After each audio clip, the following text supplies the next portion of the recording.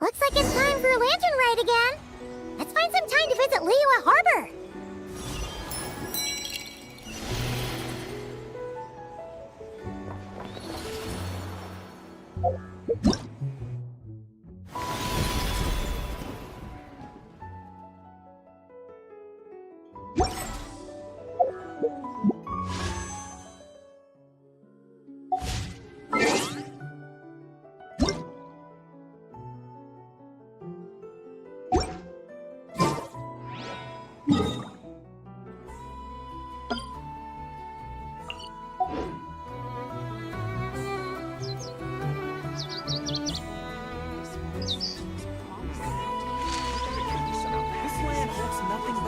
For adventurers from all walks of life.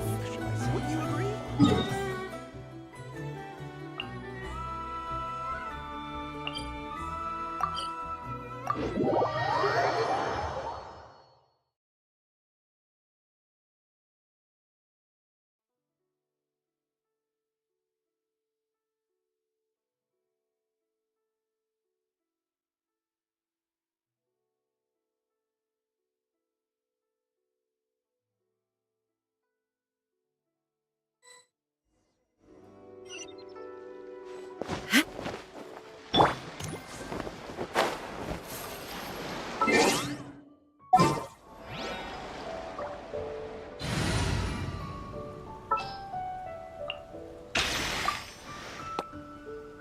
Is it time to go?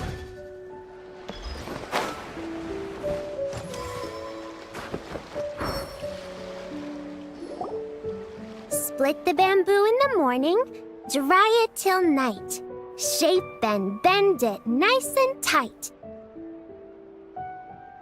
Cross the strands to form a pattern, coat in silk, and you have a lantern. That's how you remember how to make a show lantern. Did you get all that, Chi-Chi? Morning, split bamboo, traveler. Then get silk, make Paimon.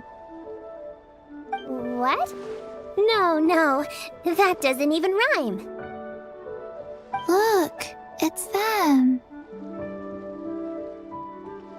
Hey, Yao Yao! Hey, Chi-Chi! Whoa, Traveler! Paimon, you're here! Happy Lantern Rites!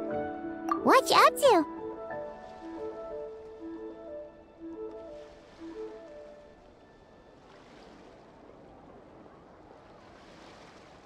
I'm teaching Chi-Chi to make show lanterns. It's a real test of finger dexterity, so it'll help keep her nice and loose.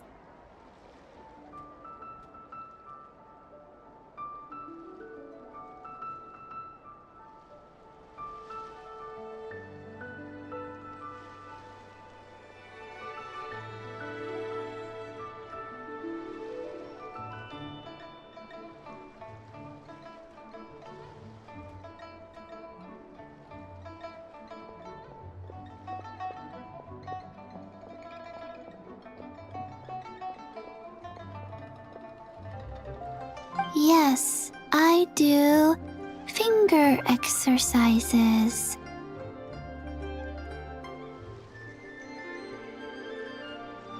To be a nimble zombie.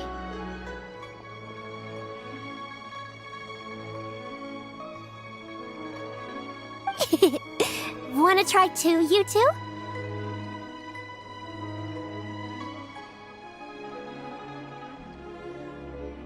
Oh, okay. Well, we need a whole bunch this year so it doesn't get too dark at night. Too dark? What does that mean?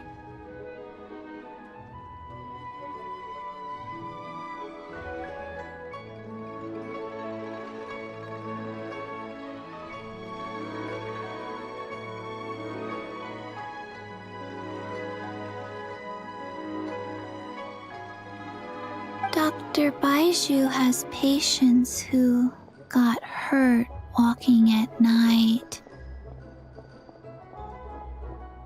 The moon disappeared, so it was too dark to see.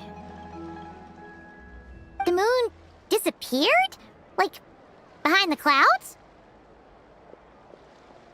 It was Jonju, the moon devourer. Changshan told me about it, but now I forgot. It's an old myth from Chenyu Vale about a giant toad in the sky that eats the moon. What? The moon gets eaten? It's just a story. It's not like there's actually a giant toad in the sky. I asked Master about it, and she said myths are just insights into how the people of the past understood the world. Well, I didn't see it that night. But I've checked several nights since, and it's been there same as ever. According to Chi-Chi, though, the Ministry of Civil Affairs sent someone to do some kind of serious investigation. So, I don't know. Maybe something did happen. Ministry of Civil Affairs? This is starting to sound bad.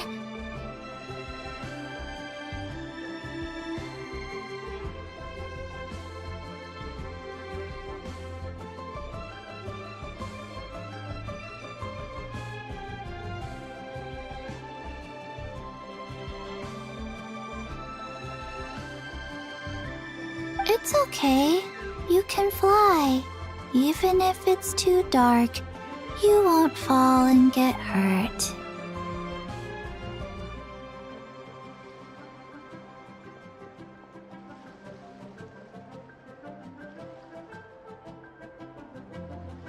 Yeah, exactly. So turn that frown upside down, Paimon, or someday you'll get a whole bunch of wrinkles and wake up looking like an old granny. What? Okay. No more frowning. But the traveler can't fly. He could still fall and hurt himself, right? Don't worry. That's what the shout lanterns are for. As long as we make enough, Liyue Harbor will never go dark. Yeah, and there's the giant lantern too. Oh, right! I almost forgot! Look! This year's Grand Lantern commemorates the Adeptus who guards the moon! With her watching over it, the moon will be safe for sure.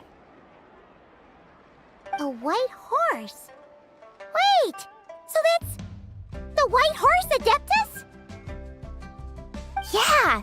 Legend has it she used to live on the moon. So if it were ever in danger, I'm sure she wouldn't just stand by and watch. Huh! We've heard of the White Horse Adeptus before, but we never heard the part about her living on the moon. Probably because it's a folk legend from Chenyu Vale, so not a lot of people know about it.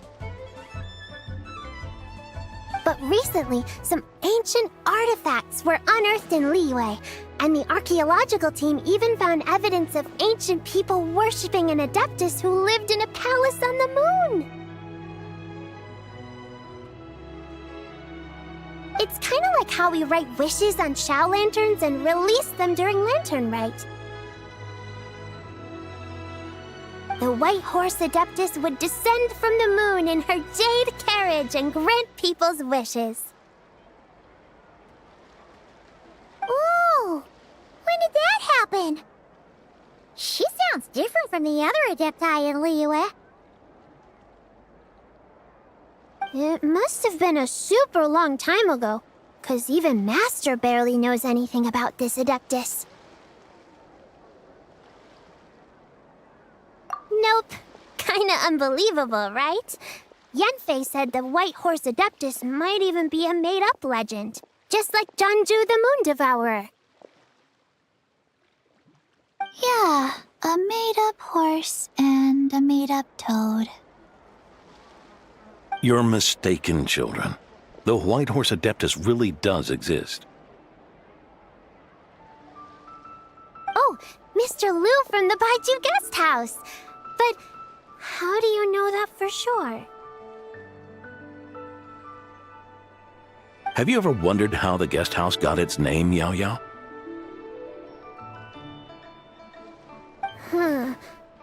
Baiju White Colt.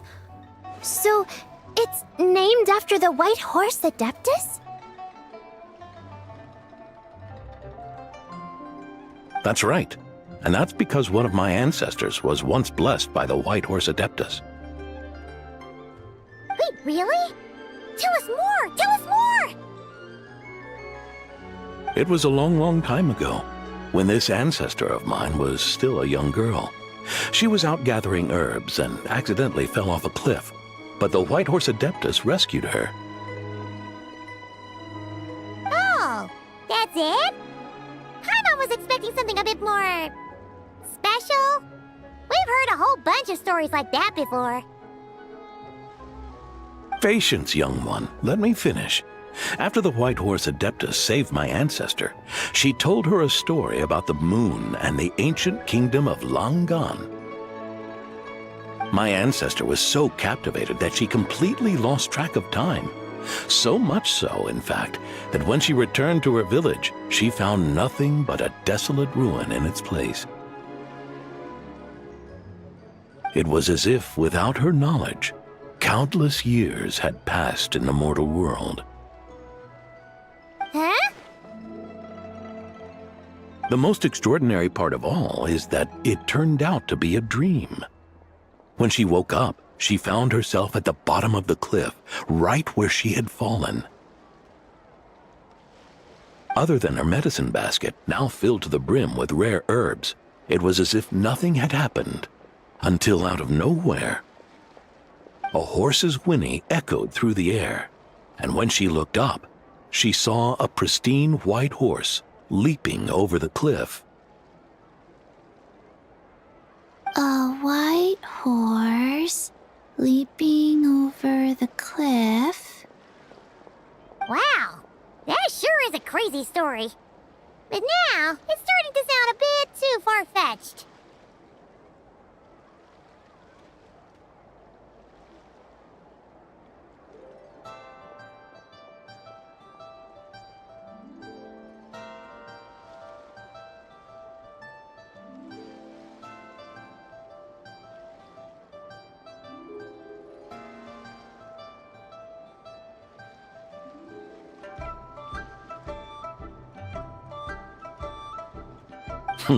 Another skeptic. You sound just like my son. But I know it's true. Ancestral records don't lie.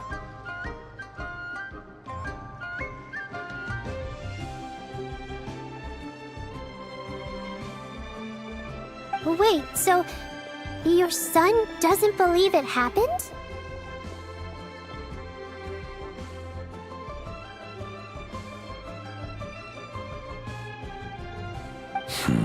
Don't get me started.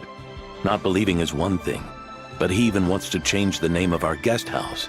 It's a disgrace, I tell you, a disgrace. Well, it was getting about time for him to take over the guest house. And what's the first thing he does? Starts going on about how the name doesn't attract enough customers and how we're losing business to Wangshu Inn.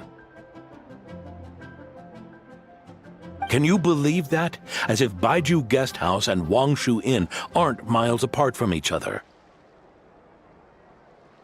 Oh, what about something like the Geo Lord's Rest? Paimon bets that would get people through the doors. Geo Lord's Rest. I like that one.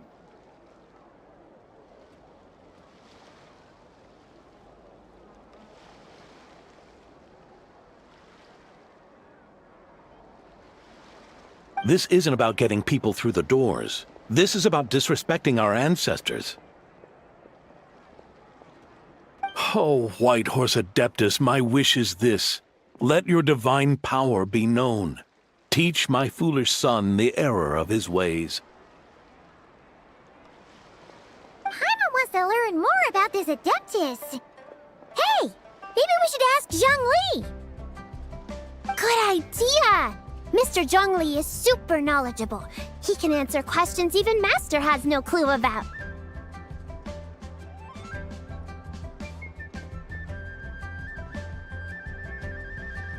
Yeah, we just saw him having tea at third round knockout. Alright, then that's our next stop. Chi-Chi and I are gonna keep making Shao lanterns. Careful on the road! Goodbye, Paimon. Goodbye, traveler.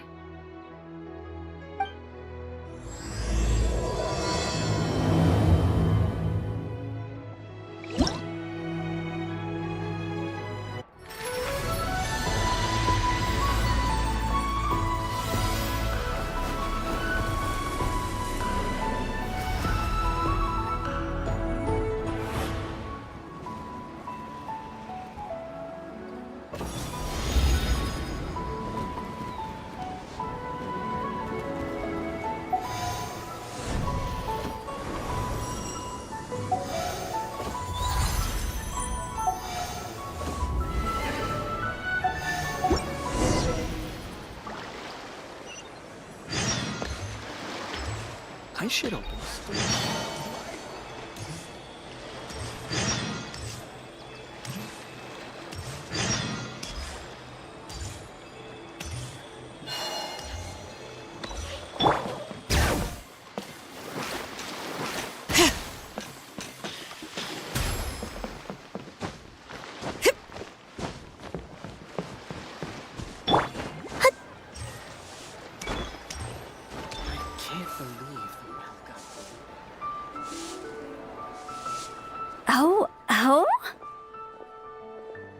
Oh. Curious. Impressive, right? What's with all the commotion over here? Oh, Traveler and Paimon! Perfect timing! I have something amazing to show you! What is it? Huh? What the? Heart of the Moon is blacked out! Was it really eaten by a giant toad? Huh.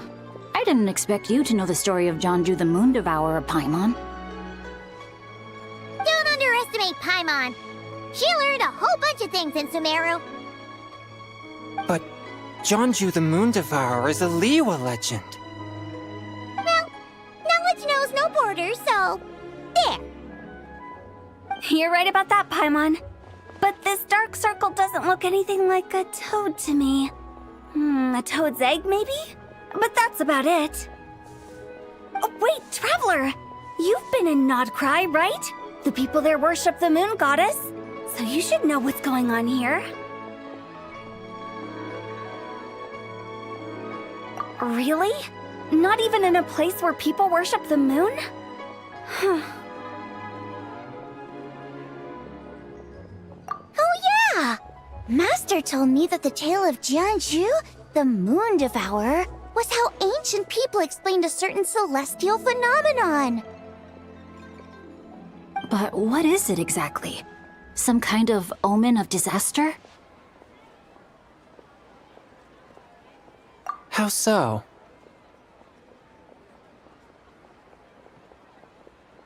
Oh, but in this picture, the moon is being covered from the center.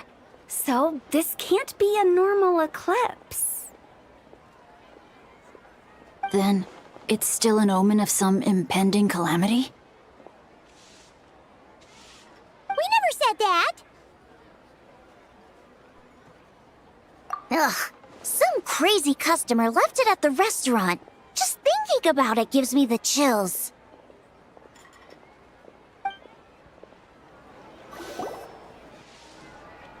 Attention, everyone! As the auspicious festival season approaches, I have an announcement to make. I, Lu Xiong, am on the verge of becoming one of the most renowned archaeologists in all of Liyue Harbor. No, scratch that, in all of Tibet. Even though I never trained at a prestigious academy, I've still managed to dig up tons of treasures. And I understand practically a whole dictionary's worth of big words, too.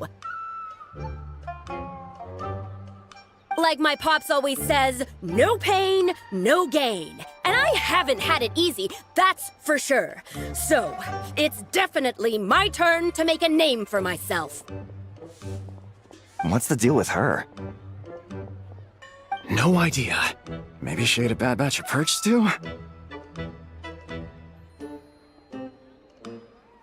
What? You don't believe me? I'm telling you, I dug up treasures from the ancient nation of Longan. I even got a picture of Jeonju devouring the moon. Long gone? Jeonju? What is she even talking about? Sounds like she's a few perches short of a stew, if you know what I mean. So what if blackback perch stew is my favorite? Stop talking about me like I'm not here. Whoa, what are you doing? You're just a stupid, ignorant man, and I'm gonna kill you. Young lady, you need to calm down. What? So you're looking down on me now too? How about I take you both out then? How does that sound? This is a place for dining. If you wish to take me out, you'll have to do it elsewhere. Don't act like you're better than me. Do you know who I am? I'm about to be the most famous archaeologist in all of Liyue. No, Tevat! Show me some respect. It's respect you want? Very well. For the sake of the other customers, we'll do this your way.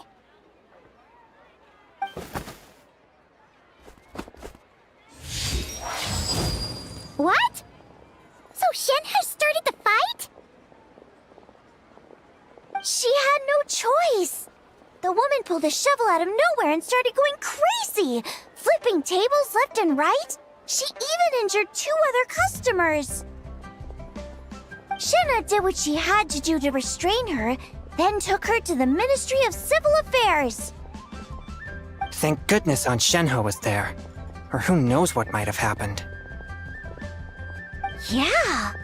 I started cleaning up after all the commotion, and that's when I found this photo. I thought it might be the one she dropped, so I rushed over to show someone. She said she took a photo of Jeonju the Moon Devourer. This must be it. Can we really trust what she said, though? Clearly, something is going on with her. Paimon's got a point. It sounds like she wasn't acting right at all.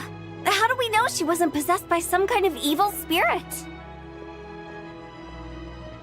Aunt Shenhe would have noticed if she was possessed. All right.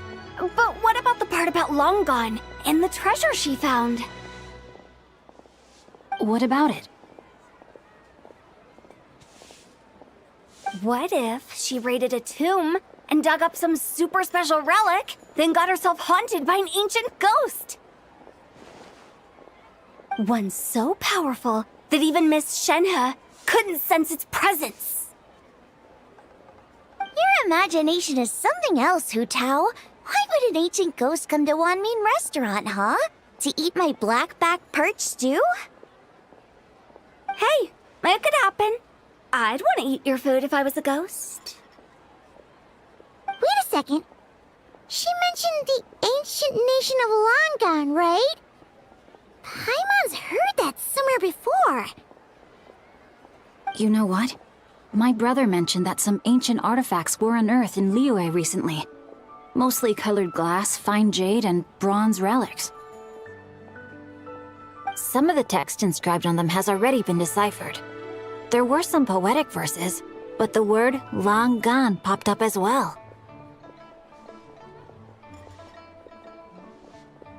So, does that mean this Longan place is real? Still, Paimon knows we've heard the name somewhere before. Do you remember, Traveler? His ancestor heard about it from the White Horse Adeptus. The White Horse Adeptus?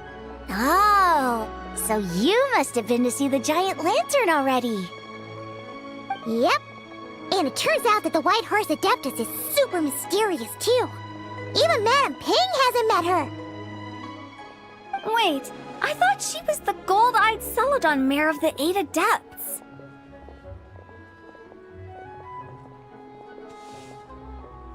That's just the interpretation you believe in, Hu Tao. There are other theories out there, too. The elders of Qingce village believe that during the Archon War, a white horse leapt from a clear spring, transforming into an Adeptus who aided Rex Lapis in battle. In Chenyu Vale, some of the tribes take her to be the daughter of time, and trace her deeds to an even earlier era. Yet in other ancient texts, including the relics I just mentioned, she appears as an emissary who listens to mortal wishes, bestowing the blessings of the heavens and moon upon the mortal realm. Which is why we write our wishes on Shao lanterns. That's so complicated. So what's the verdict? Which version is the truth? I'm afraid there's no definitive answer to that. You two have been all over Teyvat. Do you have an idea? Nope, sorry. We were actually on our way to ask Zhongli. He knows even more about this kind of stuff than us. Ah, looking for a consultant, huh? He's having tea with Miss Linlong. Shigu Antiques is hosting an exhibition tonight.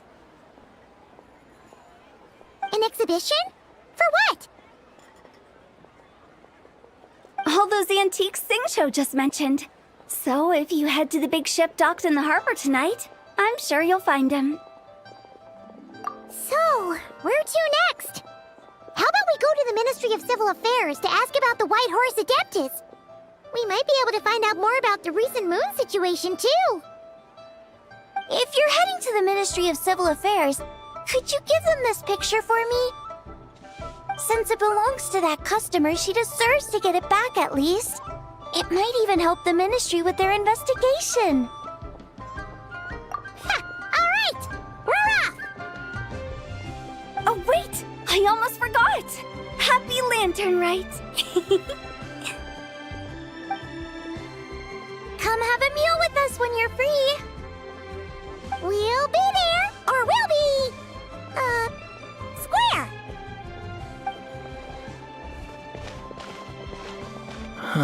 Thinking about it now, could it be possible that photograph was a fake? A fake? You mean like the customer fabricated it to gain academic recognition? Nice one, Chongyun. I never even thought of it like that. How about we go check out that place tonight? I know exactly where it is. All right. I'll get scolded if I get home too late. Live a little, Sing-Cho. You act like this is a first for you. Worst comes to worst, we'll get Xiangling to cook you something delicious, okay? Well, when you put it like that, I suppose it's worth the risk. You were just waiting for the promise of free food, weren't you? Fine. It's a plan then. We'll meet up tonight.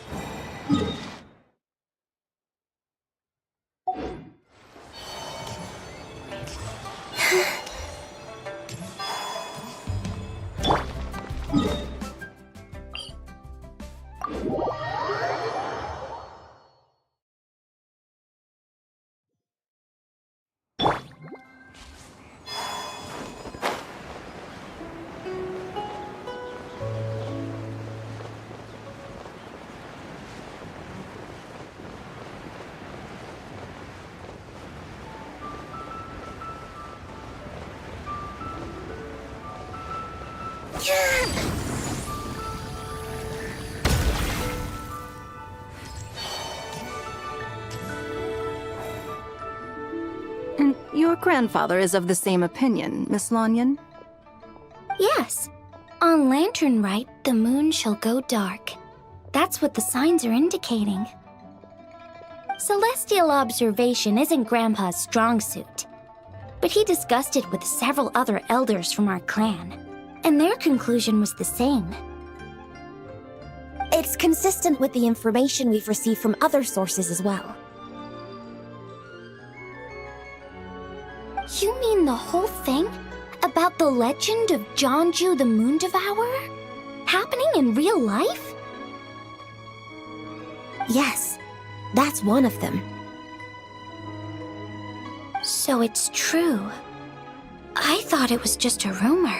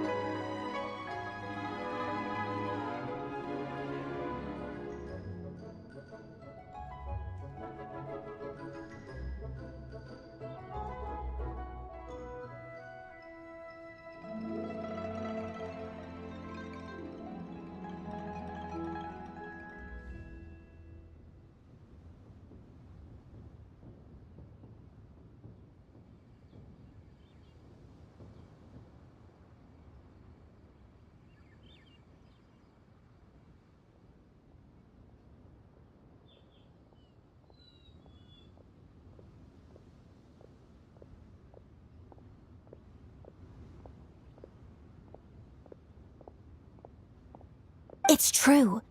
But right now, the bigger issue is that all our sources indicate the phenomenon's gonna happen again. I'm not sure this bodes well. Let's remain optimistic for now. We're making progress interpreting the artifacts, and Ganyu is consulting with the Adepti as we speak. Besides, apart from the incident at Wanmin Restaurant, there haven't been any other moon-related disturbances.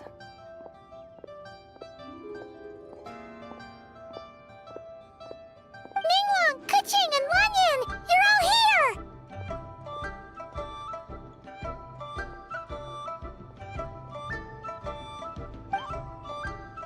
Oh, Traveler! In Paimon! It's been a while. Happy Lantern Rite. Yes! Happy Lantern Rite. What brings you here, though? I thought you'd be in the harbor enjoying the Shao lanterns.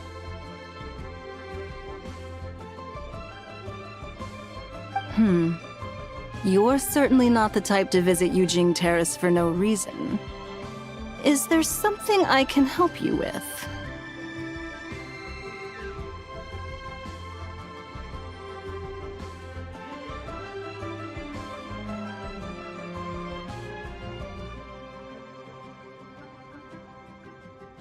What?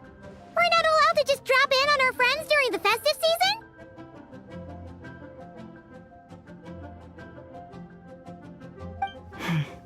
I was only teasing. You're welcome to visit us anytime you wish. Happy Lantern Rite.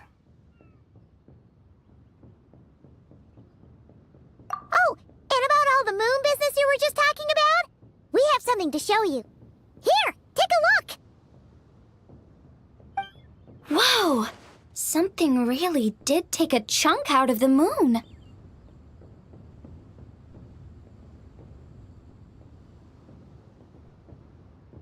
Someone managed to capture a picture of it. Is this Jeonju, the Moon Devourer, then?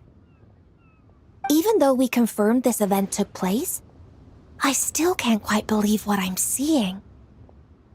Where did you get this picture? From Xiangling! She found it when she was cleaning up after that customer caused a scene. She thinks they must have dropped it. Wait, is this Chawang Terrace? No, it's just where I'm from. It said that Chuang Terrace was where the ancient people of Chenyu Vale communicated with the heavens.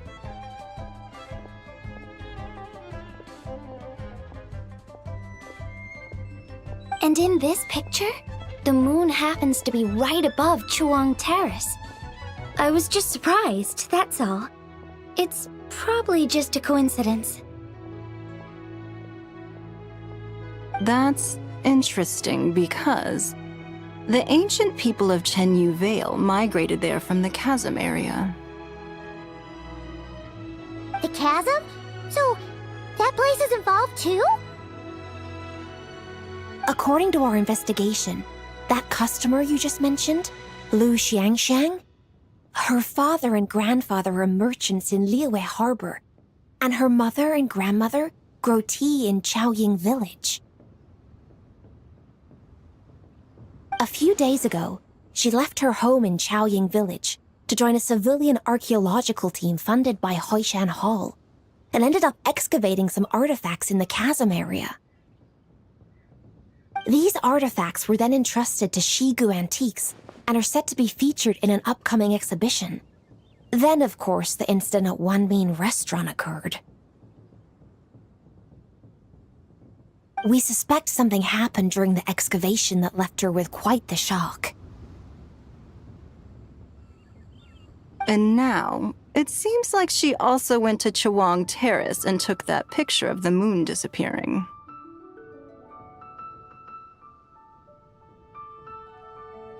The chasm? Chuang Terrace? Things are getting pretty complicated. She's not in a good mental state, so we took her to Boo Boo Pharmacy to get some help. Why don't you come with me to check up on her? At this point, you seem invested in this case too.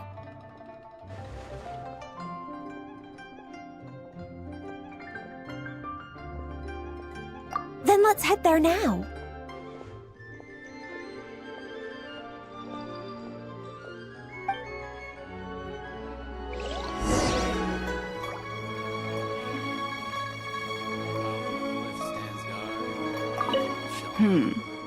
Now that I see this picture, it looks less like a piece of the moon was eaten, and more like something is obscuring it. But what sort of thing could block out the moon?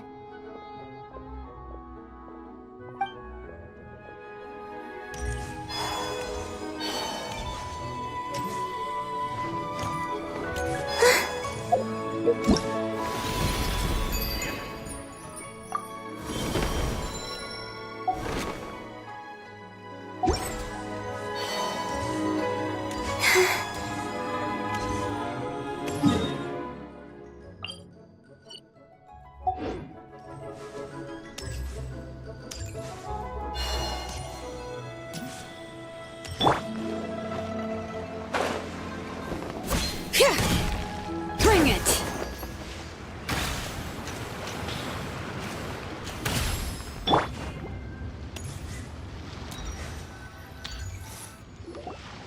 Ah, Lady Yuheng. Oh, and the Traveler and Paimon are here as well. What a pleasant surprise. Happy Lantern Rite. I hope we're not interrupting, Dr. Baiju. Not at all. I assume you're here to see the patient? Unless it's urgent, however, it would be best not to disturb her rest. It's quite unstable. She's even more agitated than when she first arrived. And she refused to cooperate when we tried to check her over. I had no choice but to prescribe a calming draught and to have her rest for 2 days. So she's getting worse? That isn't the news I was hoping for. It's just a precaution. Based on an earlier conversation with her, it seemed more like a fixation than anything else. She hasn't lost her mind. That's right. When we asked about it, she kept insisting she was going to be famous far and wide. Well, it might not be be far and wide, but she certainly made a name for herself around Yujing Terrace. Even some of the Qixing know who she is.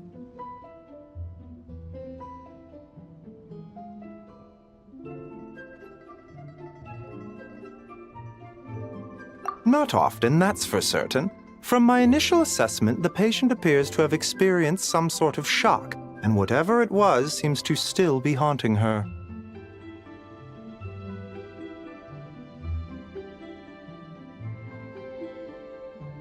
But what could have caused such a thing? The relics from the chasm? Or the moon above Chuang Terrace that night? Come back in 2 days, and you might just have your answer. I suppose that's all we can do for now. We'll take our leave then, Dr. Baizhu. Of course. If you need anything else, don't hesitate to stop by. Speaking of those relics from the chasm, aren't they being featured in an exhibition tonight? That's right. Are you planning to attend? Yeah! We wanted to have a talk with Zhang Li anyway, and now Paimon's even more curious about these relics. I would, except every item in the exhibition had to be registered with the Ministry of Civil Affairs.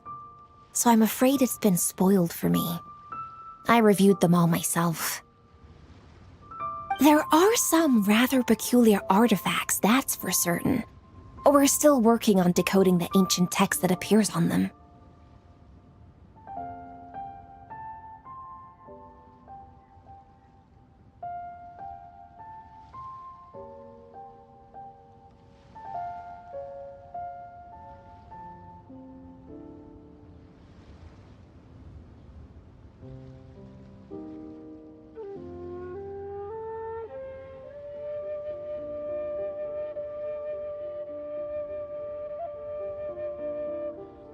Yeah!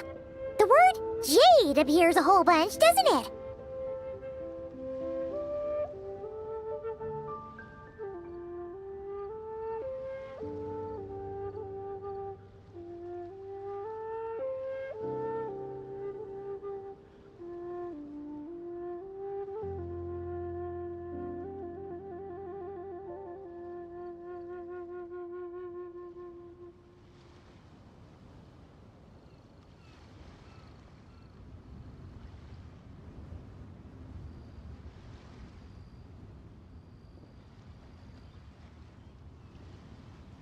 Huh?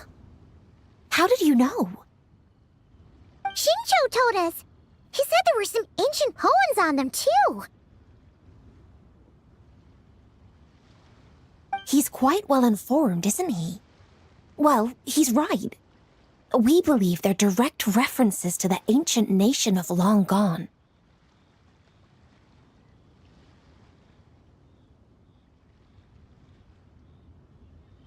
As for the other text, instead of regular poetry, it seems to be more like ceremonial language used to worship the moon and the gods. The moon and the gods? Well, looks like it's almost time for the exhibition. You two should head over. There's an usher at the harbor who will lead you to the venue. Not at all. The exhibition is free to the public.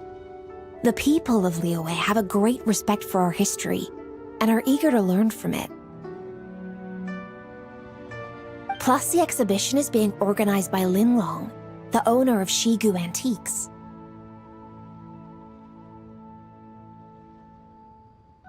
As far as I know, it's been a long-time goal of hers to hold a cultural exhibition of this scale, where people can learn all sorts of information about the past.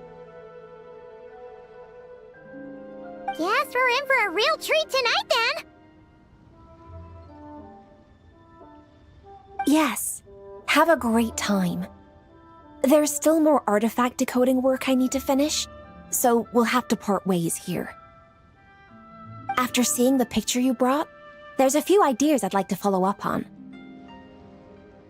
You're hard at work even during festival season? Ha! You haven't changed one bit, Keqing. I'm simply fulfilling the responsibilities of my position. That's all. All right. I should get going. See you later.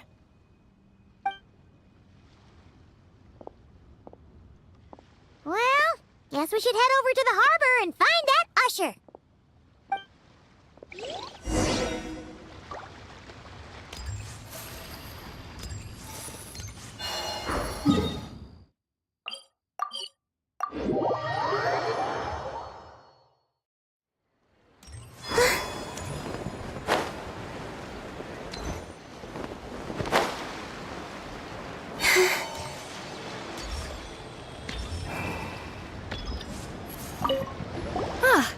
Here for the exhibition? I can take you aboard. After you.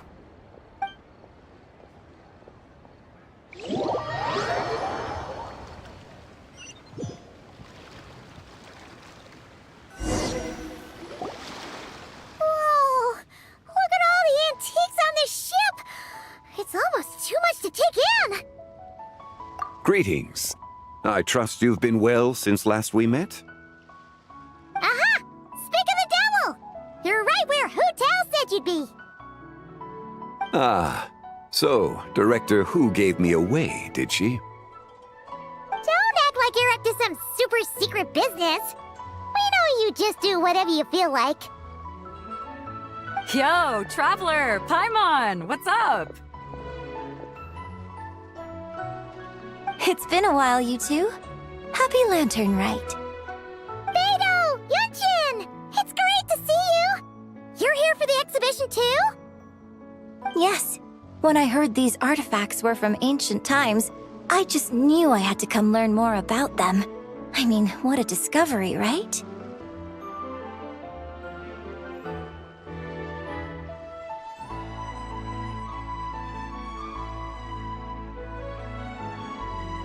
Yeah, Ningguang pretty much said the same thing. She thought coming here might help culture me up or something. But as you know, I'm more of a fists and punches type of person. I doubt one exhibition is gonna change that. You're too modest, Captain. You're the leader of the Crux fleet. That takes far more skill than just fists and punches. Plus, at the end of the day, you still decided to come, even though you didn't have to listen to Ningguang. Well, she's the Tianquan. If she can't even get an average ship captain like me to do her bidding, how's that gonna look? You sure know how to think from her perspective, huh? I guess I do. Anyway, how's everyone enjoying the exhibition? I heard that if you see something you like, you can negotiate the price with the owner and take it home. Wait, so we can buy this stuff? Indeed. Although Shigu Antiques is hosting this exhibition, many of the items come from private collectors. As long as both parties reach an agreement, you can make an offer of mora or an equivalent trade. Well, shall we continue our conversation as we look around? Let's go! I'm super curious about all this stuff.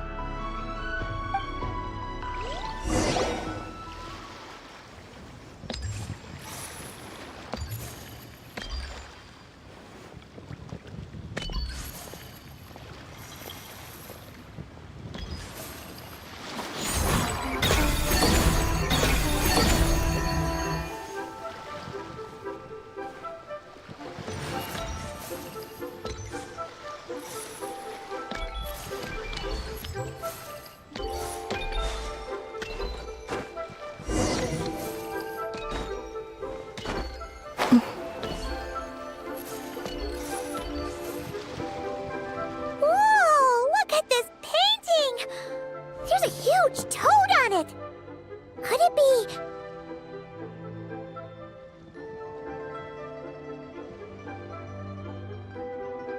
Huh. This material is quite unusual. It doesn't look like paper. More like silk, or some other kind of fabric. Yeah, I was thinking the same thing. Well spotted. This is a painting of Jianju, the Moon Devourer, made primarily with mulberry silk. Such craftsmanship is rarely seen in modern-day Liyue. Ha! Jianju the Moon Devourer! Paimon knew it! That toad made it super obvious. What's that? A new dish at Wanmin restaurant? No! It's a kind of lunar eclipse. You heard about how the moon disappeared recently, right? Oh, yeah. You're saying a toad did that? It's what the legend says. So, nothing to do with food then. Noted.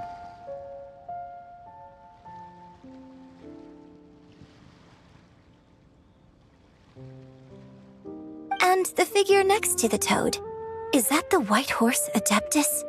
From the stories I've heard, her palace lies on the moon. That would seem to be a logical assumption.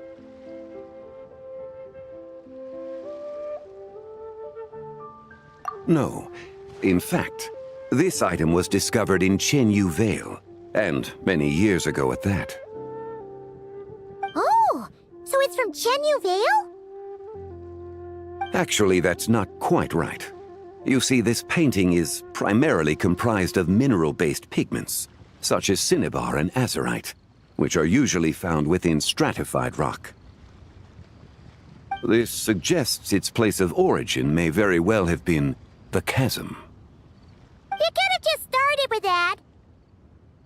You're as knowledgeable as ever, Mr. Zhongli. I had only ever heard the legend of Jianju the Moon Devourer, but now seeing it depicted in this painting, I wonder. If I purchased it, perhaps it could serve as inspiration for a new opera. Though I'm not quite sure who the painting belongs to right now. A splendid idea, Miss Yoon. Perhaps in lieu of Mora, you could offer the lyrics to said opera as recompense. The lyrics? But to whom? Why, to me, of course. I am the owner of this painting, after all. Wait, so you're one of the private collectors of the exhibition? No wonder you knew so much about the painting.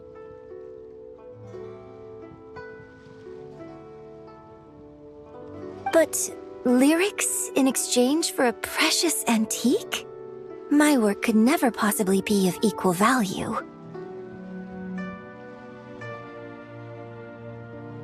I don't know about that. I'm not much of a scholar, but even I know your operas are in a league of their own.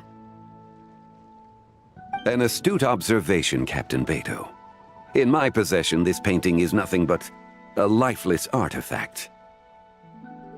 In your hands, however, it could be transformed into a new piece of art entirely. Quite the worthy exchange, no? But I'm not sure when I'll be able to finish writing it. It certainly won't be ready this year. Allow me to be equally forthright, Miss Yoon. This silk painting is merely a copy I made of the original work. There is no need for such concern over its value. Huh? So it's a fake? I had no idea you were such a skilled artist, Mr. Zhongli. I pride myself on having some knowledge of antiques, but I didn't notice anything that would point to it being a replica. You never cease to amaze me, Mr. Zhongli. You flatter me. All that said, Miss Yoon, you must accept. Truly, I insist. Huh. He's gone from handing out fake Mora to fake paintings now, huh?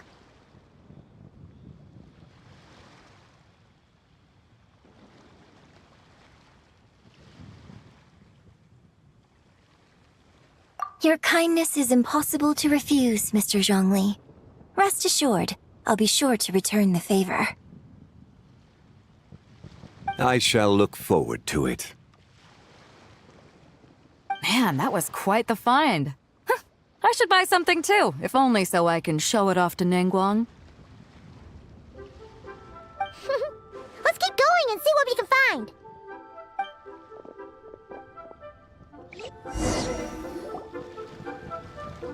Wow.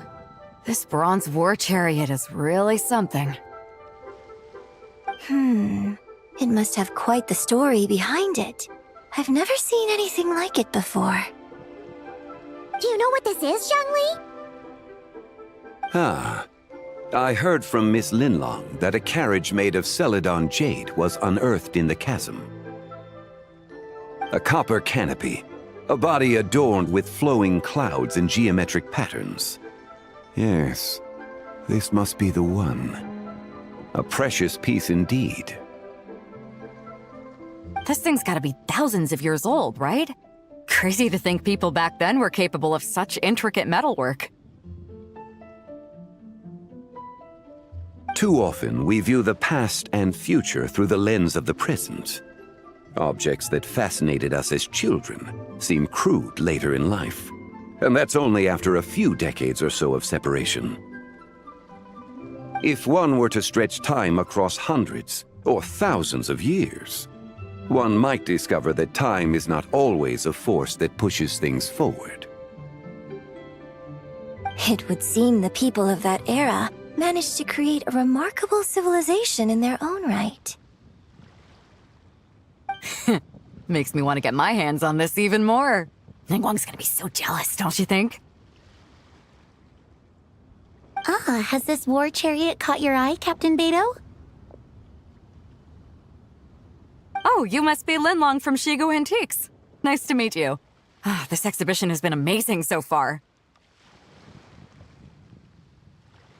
Well, that's all thanks to supportive patrons like you and Mr. Zhongli, of course. As for this war chariot, it was discovered by an archaeological team sponsored by Hoishan Hall. The price comes in at 90 million mora.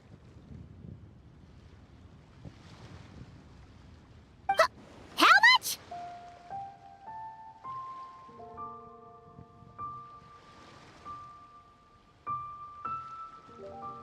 $90 million? Woo, looks like my eyes were a bit too big for my wallet. Quite a bargain. A bargain? 90 million mora could feed Paimon for like 1,000 years! And if you actually went on an eating spree that long, perhaps you'd be considered an antique worth that kind of mora, too. What, 90 million? Nuh-uh! Paimon's worth way more than that! Well, if Mr. Zhongli thinks it's a good deal, I'm sure it's worth it. Beidou's putting way too much faith in Zhongli. What if he's only here to drive up sales? I'll take the chariot, Miss Linlong. Someone will come by with the payment. Quite the discerning eye you have, Captain. After the exhibition ends, I'll have someone deliver it to the Alcor. Actually, could you send it straight to Yujing Terrace? I'd like for the Tianquan to see the proof of my discerning eye for herself. Understood. Great! Yunjin and I both found something. What about you three? Want to keep perusing? And don't worry about the mora, it's all on me. Nobody's going home empty-handed tonight. I appreciate your kindness, Captain, but I'm afraid I have some private matters to discuss with Miss Linlong. In that case, don't let us keep you, Mr. Zhongli. Right this way. Traveler, Paimon, perhaps you would like to accompany me. What? So you can show us another bargain antique that's so far out of our price range it's not even funny? Other people are always demanding Mr. Zhongli's time, but it's quite rare for him to extend an invitation himself. I wouldn't pass up this opportunity if I were you, Paimon.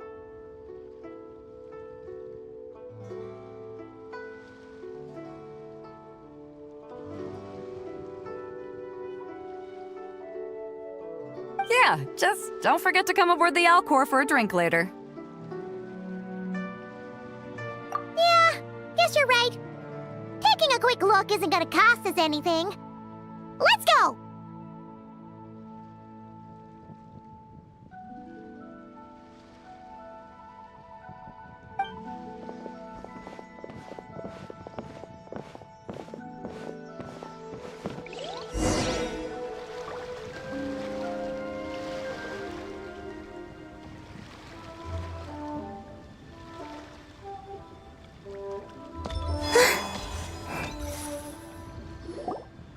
These are all the jade pieces that were found, Mr. Zhongli. Wow! So many styles! What kind are these? These are a type of ceremonial jade. You're familiar with Chenyu Vale's rain jade, right, yes?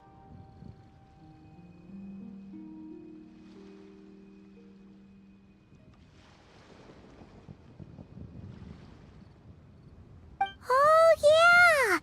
So these pieces are all used in the rain jade ceremony?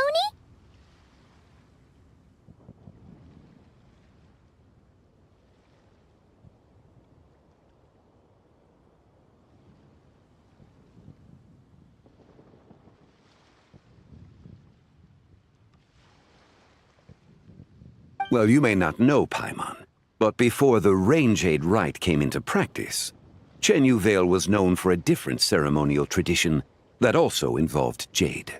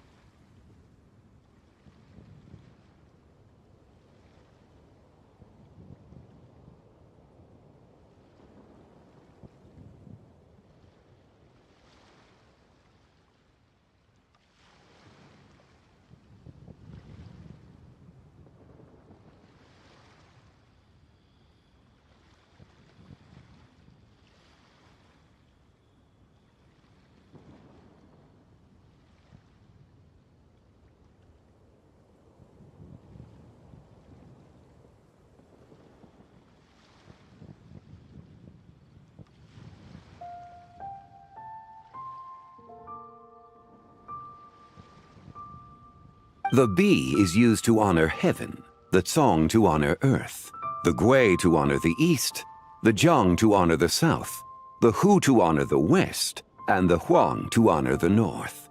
These form the 6 ritual jades.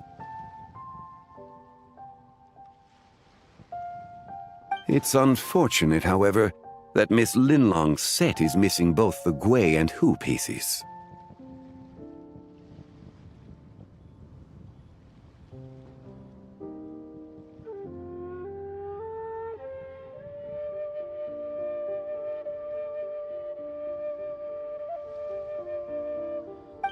I know. These jade artifacts are from such an ancient time. It's proved difficult to track them down, even for our establishment. No matter. You happen to have precisely the piece I was looking for. Huh? This broken jade token? I didn't expect this to catch your eye, Mr. Zhongli.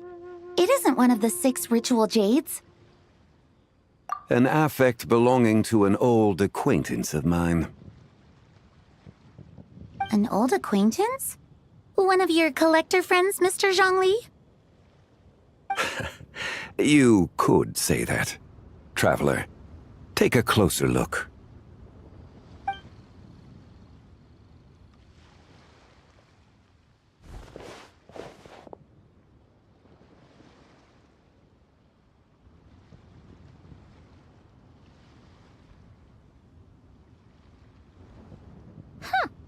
It doesn't look all that special to Paimon. Just seems like a broken artifact.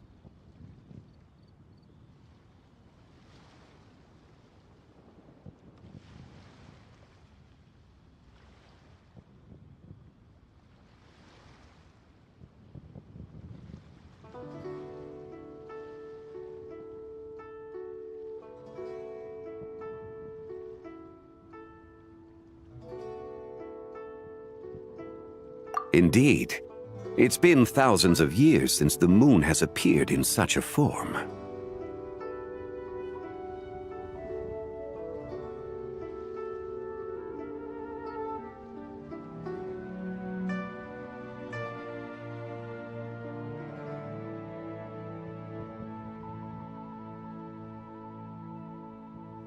So, in the past, the moon wasn't always full. Then, could this missing chunk be from when Jeonju devoured part of the moon? It's worth looking into.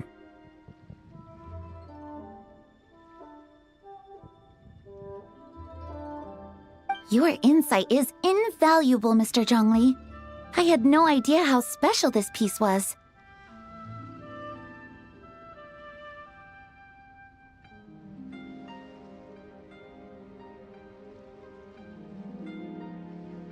Since it has caught your interest, allow Shigu Antiques to cover the cost. Oh, that is far too generous, Miss Linlang. Not at all. I've always wanted to give people a chance to appreciate these snapshots of history. So holding an exhibition like this has been a lifetime wish of mine. And it never would have been possible without your help, Mr. Zhongli. I merely put in a good word with a few acquaintances of mine. And it had a profound impact. Without your recommendation, I doubt half of these collectors would have come to the exhibition. So, on both a personal and professional level, I owe you my thanks, Mr. Zhongli. Wow! Zhongli actually did something useful for once.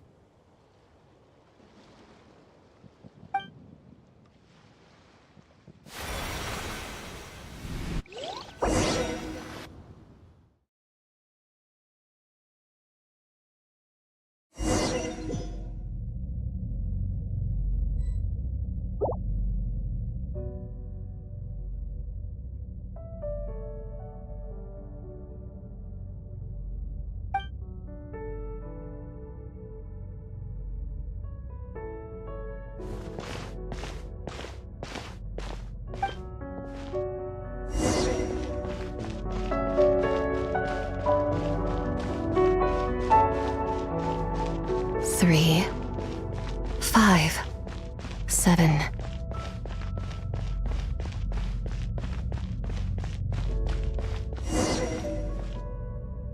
$11, $13, 17, 19, 23, 29.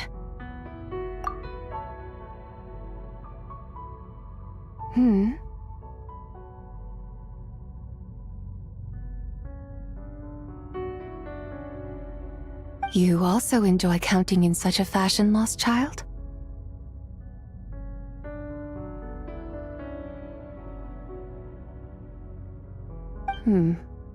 The same loneliness as them. It seems to exist in your heart as well.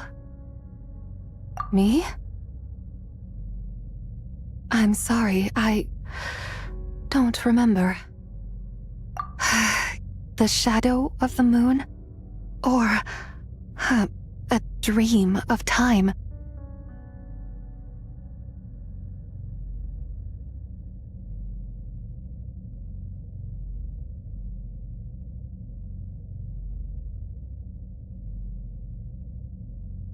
I'm sorry. No one has asked me such things before. I've been here for so long. There is much I have forgotten. I know nothing of your arrival. All I know is the longing in people's hearts.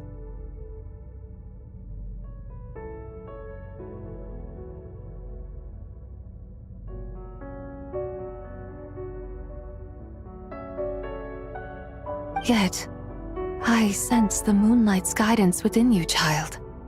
Perhaps that is what brought you here.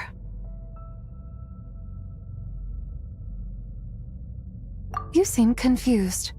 Perhaps I can help in some way. The path home is... that direction.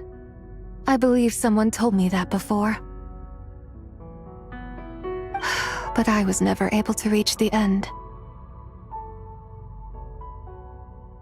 You should take a look. No need. It would seem... my time has already run out. Farewell. May the moonlight ever shine upon you.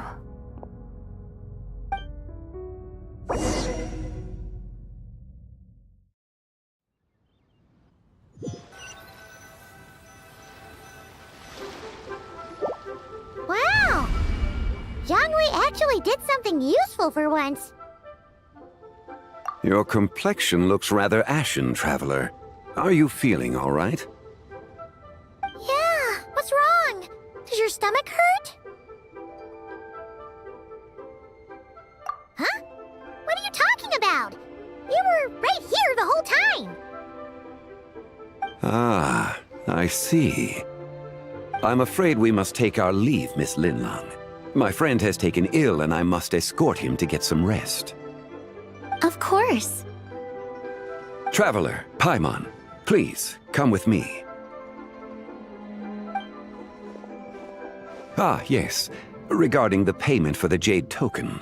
Charge the expense to the Wangsheng Funeral Parlor if you would.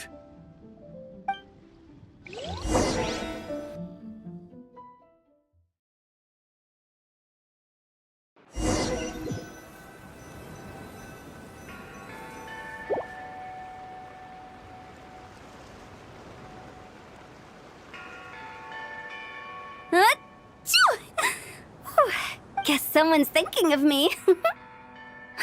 But this late at night? Must be that consultant of yours. I bet he's out there spending all year more at the exhibition. Yeah, he'd be the perfect employee if he just knew how to rein in the spending. But never mind him. Let's focus on the moon. We gotta see if it gets eaten tonight. I don't think it's going to happen. We've been out here all night and the moon's the same as ever. It is quite late, and Chongyun's getting tired. How about we head back? We can come back another time. Head back? Already?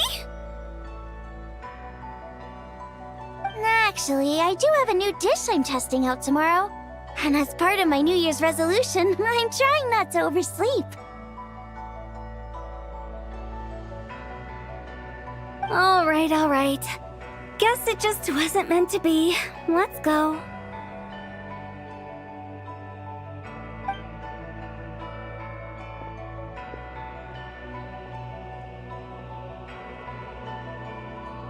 When the sun's out, bathe in sunlight. When the moon's out, bathe in moonlight.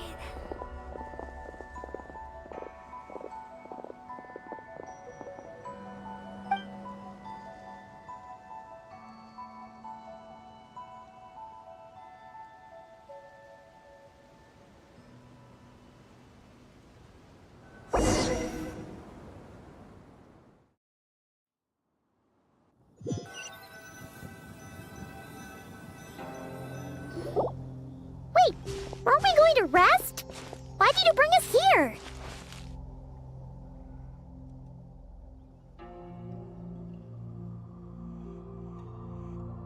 Because I imagine the traveler would like to know what just happened to him. Oh, right. Ugh, Paimon's confused, though. She could have sworn you were there the whole time.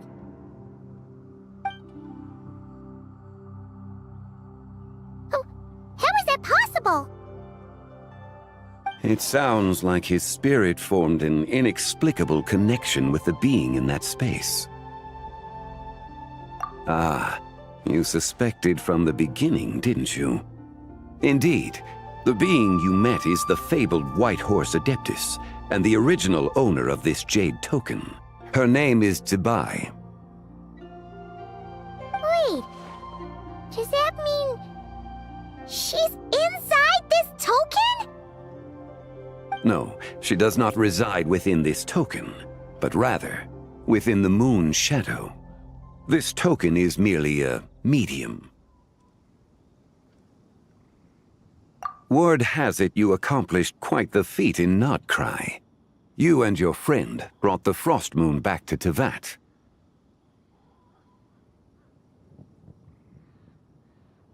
Tell me, did you ever wonder about the other moon? The one that hung in its place for thousands of years? We never really thought about it, but it must have been a fake, right? A fake moon! Indeed, it was false. Its true nature, nothing but a projection of the moon. It also happens to be the prison that confines Zibai to this day.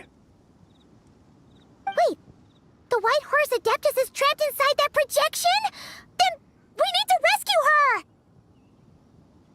But the moon in the sky right now is the real one, right? Where did the fake moon go? And why can't Paimon see it? With the return of the true moon, the shadow naturally lost its place in the heavens. Now, it is disintegrating bit by bit. It's a process that comes and goes. When it occurs, it looks like the moon is being obscured by a black shadow. But when it stops, the shadow disappears and becomes invisible to the eye. So, you're saying there's an invisible fake moon blocking the real moon right now? Indeed. Okay, this is not what Paimon was expecting. My hypothesis is that people's wishes could be what trigger the periods of disintegration. After all, when you experienced that episode just now, it was precisely when Miss Linlong spoke of her own wish. Wait, is that because the White Horse Adeptus answers people's wishes? The legend must be true then!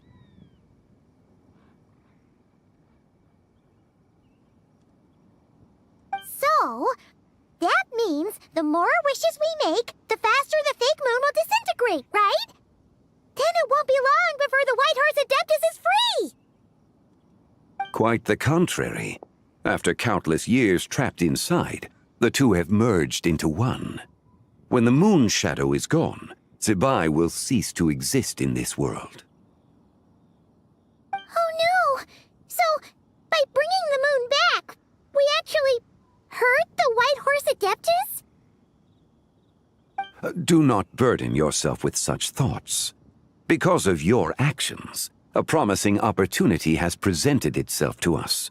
Let us not forget, what is crumbling is also precisely that which imprisons her. Yes, and that is why I invited you here tonight. Your connection to that broken jade token confirms that you can do what I envision. However, while I had hoped to receive your assistance, this matter could have significant ramifications. I must admit a certain reluctance to implicate you in more of Tevat's secrets. Often, the deeper one's knowledge of such matters, the harder it becomes to extricate oneself from them. You are someone who once traveled through the boundless sea of stars. I cannot help but wonder, perhaps it is wrong for your fate to become too entangled with the fate of any one world.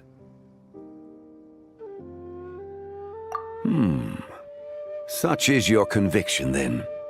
Since journeying beyond Lille, you have had ample time to reflect on these matters, it would seem. Very well. The first secret I must reveal is that Zebai has long since passed away. The being within the Shadow Moon is merely one of the 3 deadly selves she severed before her death. Wait, the White Horse Adeptus is dead? Weren't you supposed to tell us how to fix this? Now it just seems even more impossible!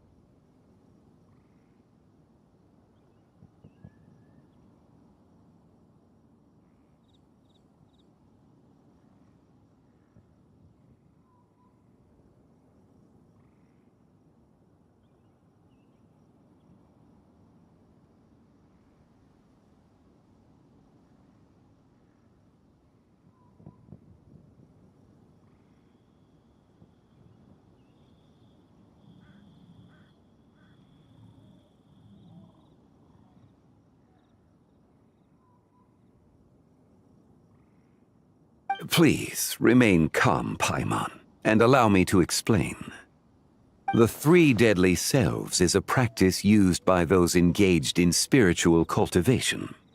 The intent is to sever the 3 vice-laden mortal selves to reveal one's true, pure self beneath. However, Zebai's 3 selves are more complicated in nature. Because in the moment before her death, someone preserved the shattered essence of her soul and placed the fragments within her 3 deadly selves. If we retrieve the 3 fragments of her soul, there is a chance we can restore her presence in the mortal realm. So that means we can bring her back to life? Yes, provided we retrieve the fragments of her soul's essence from the 3 deadly selves.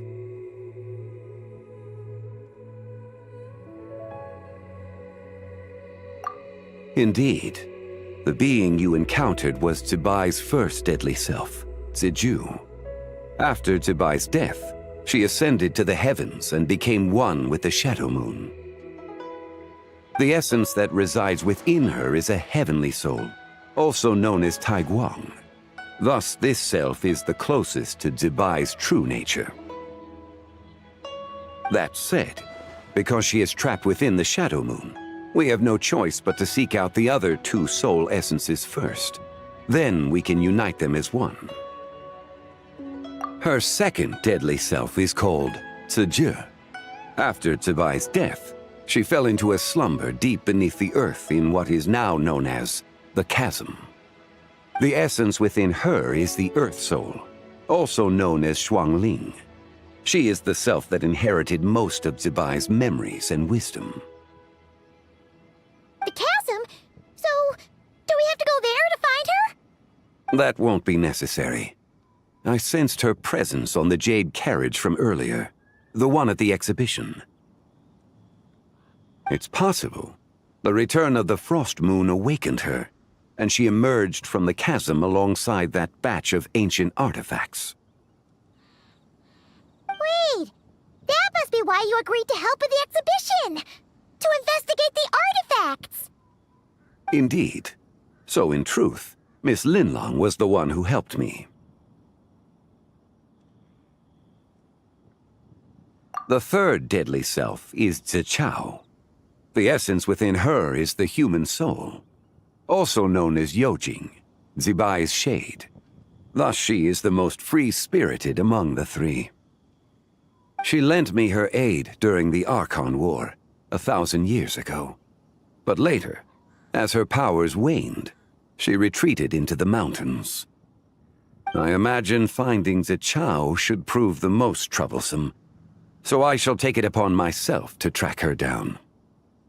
So, we need to find the second deadly self, right? But where do we even start?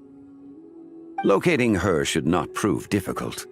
In life, Zibai was fond of mortals, and as the self who inherited most of her memories and wisdom, Ziju should be the same. It's possible she has possessed someone, and is meandering the bustling streets of Liyue Harbor as we speak. Possess someone? Wait!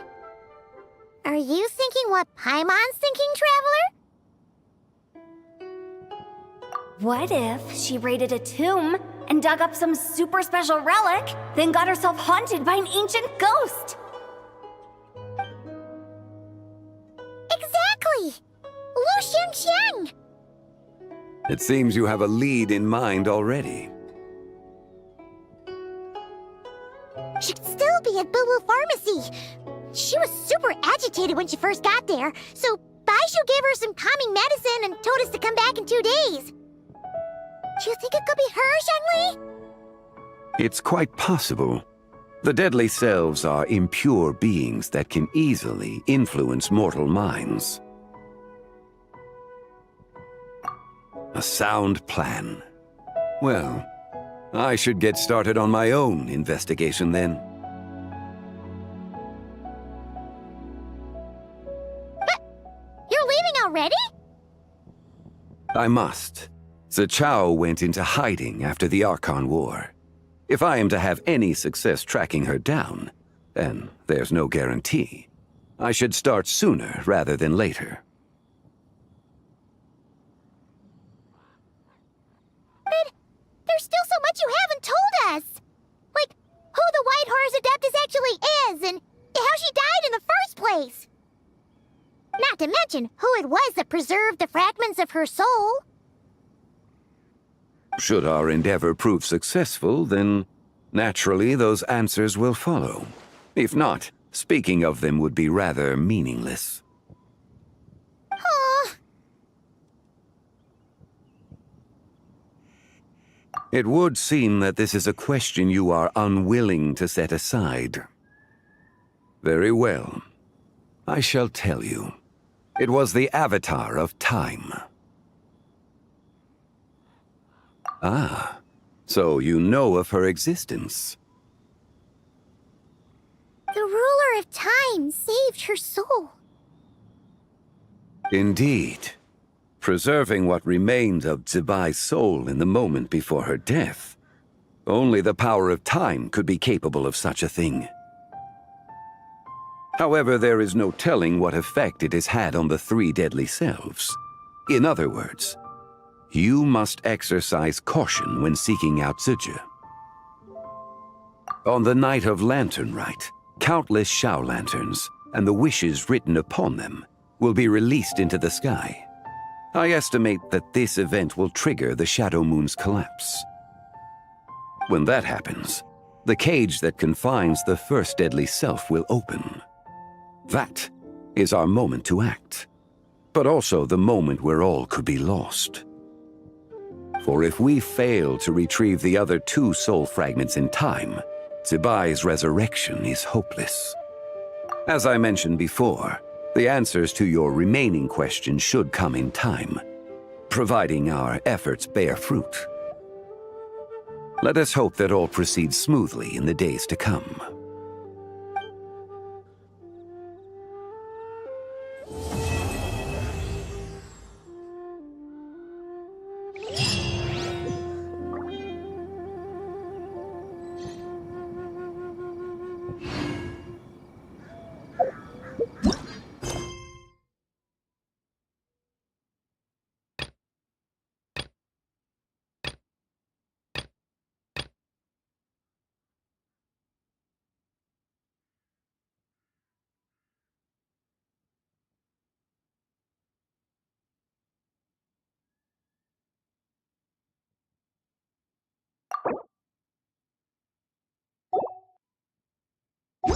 all the world holds dear is but...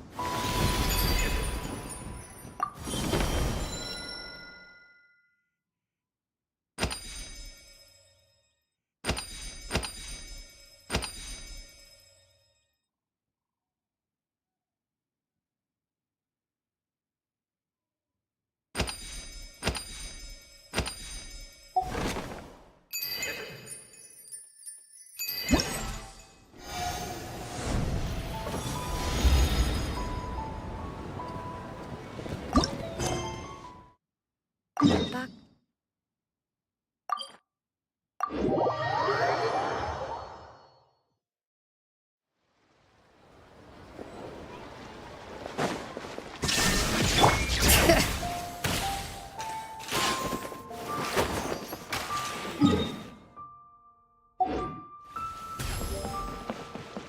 Ad Astra.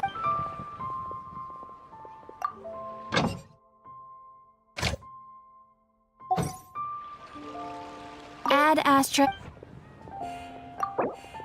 Thank you for completing today's commission.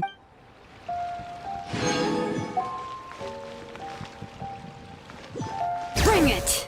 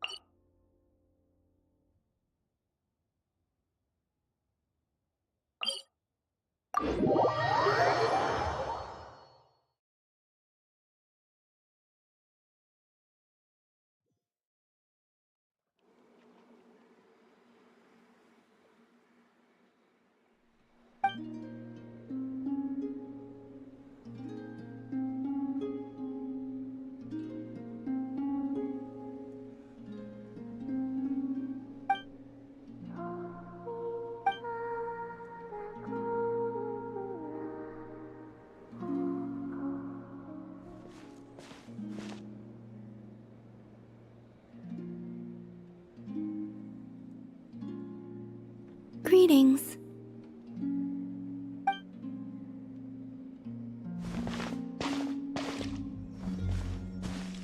Huh? Are you heading out, Columbina? Yes, I need to get a lyre repaired. What? One of the Kuhenki's lyres is broken. She greatly values this lyre, so I wish to have it restored. Man, Kuhenki sure are multi-talented. Of course. This little one often performs around here, and I sometimes sing along.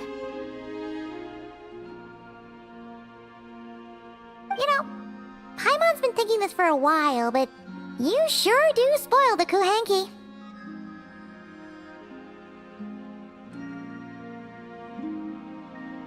Well, it's only right. They have kept me company all this time, and often bring me amusing objects as well.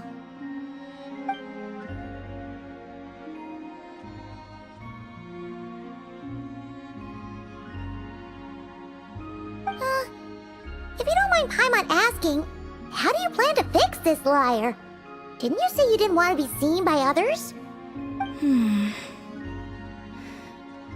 the past, small animals or Kuhenki would help deliver broken objects to an artisan's doorstep for me. All I had to do was wait for the artisan to find it. Of course, sometimes that would take a few days. Seems like a roundabout way of doing things. Yeah, just leave it to us. Who knows? We might even be able to get this done today. Very well.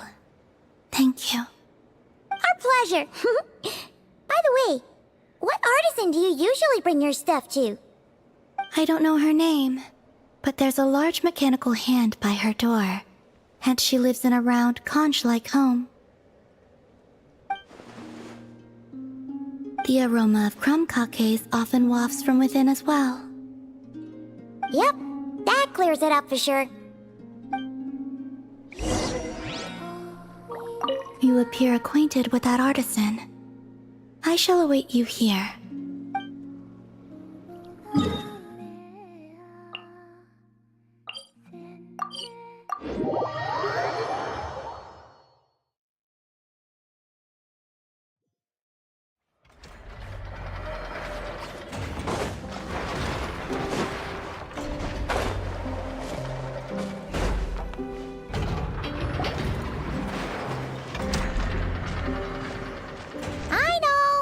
Are you home? Wait, Paimon? Is that you? What brings you here, guys? Bring me any snacks? Paimon knew you'd say that. Here, we got you these on the way. Quick, hand them over. Inefa's gonna be back soon.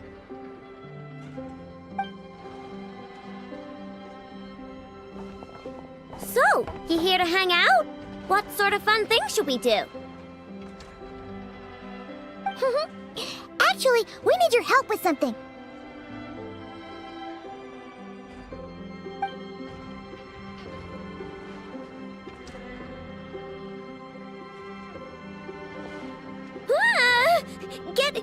Get that weird thing away from me!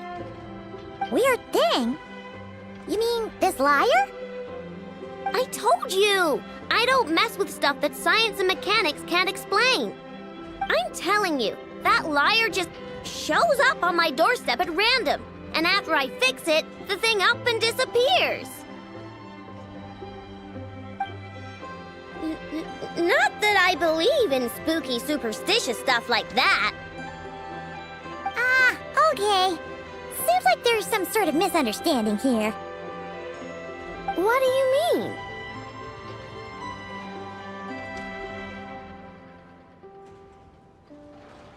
Yeah, she doesn't mean any harm. She just has her reasons for taking the lyre back without being seen. Really? You better not be making this up. Fine. I'm trusting you on this. I'll fix this thing for you, and this time, I'll try to make it last.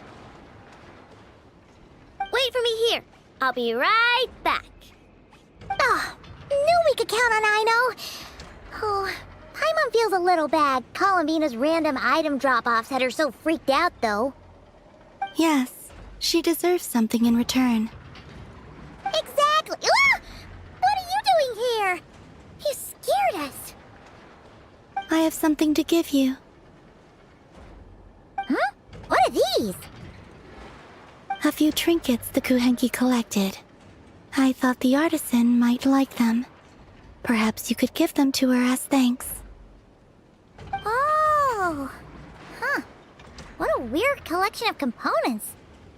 Yeah, all right. We'll pass them along.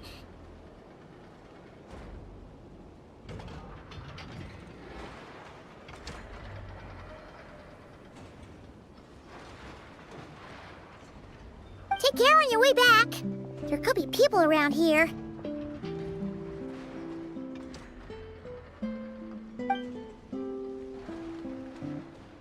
Huh? What is it? Oh.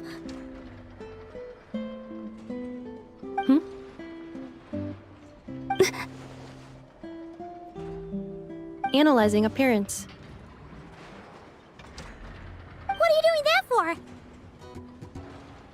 Match found. Resemblance to not Cry Moon Goddess statues is 95%.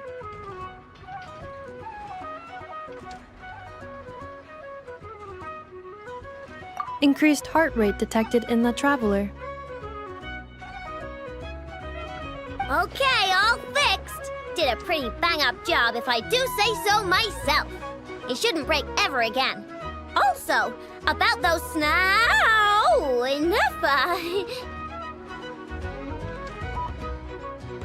What was that last part, I know? Those snazzy new components worked great, too! Huh? Who's that behind you?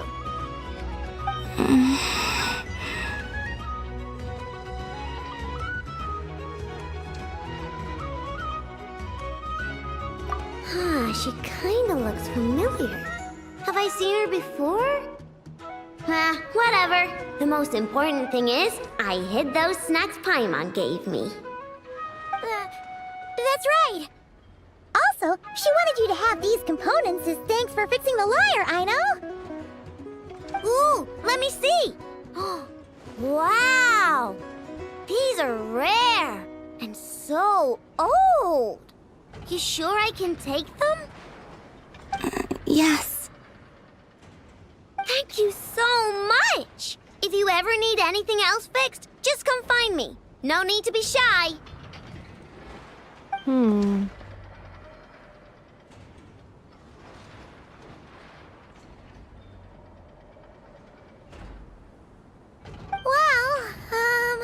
we got places to be, so, I know, enough, we'll swing by some other day, okay? Oh, we've gotta get the damselette out of here, or Ineva will recognize her for sure. Oh, sure.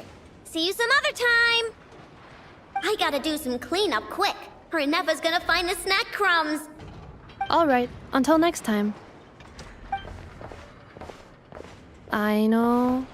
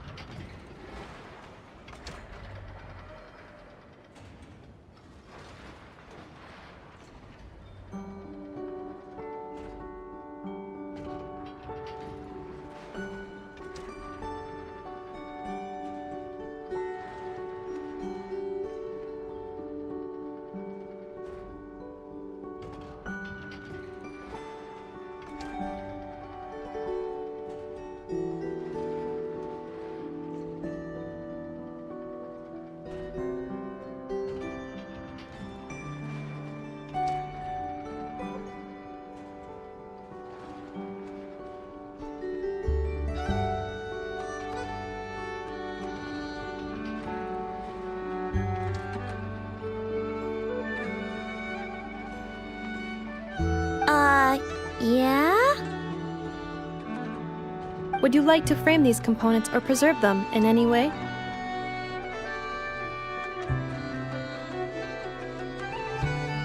What? Why would I do that? They appear to be gifts from the moon goddess. Huh? What are you talking about? Remind me to check your circuits later. Say...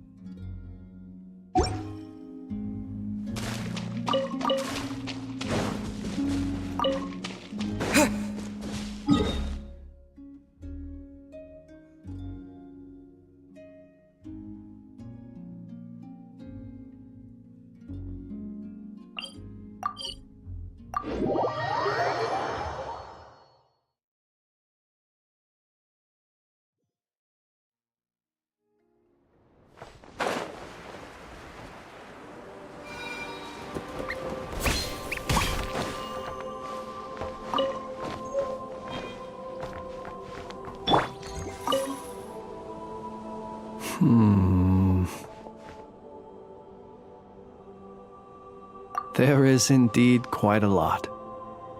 After accounting for daily necessities and emergency supplies, there's still enough to set aside in case of sudden visits from my colleagues.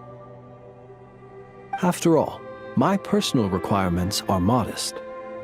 It would be a waste not to save the excess and use it to help others in need. Lamp oil, candles, leather, paper, and pens. Oh, and a few bottles of strong liquor, and some emergency food, of course.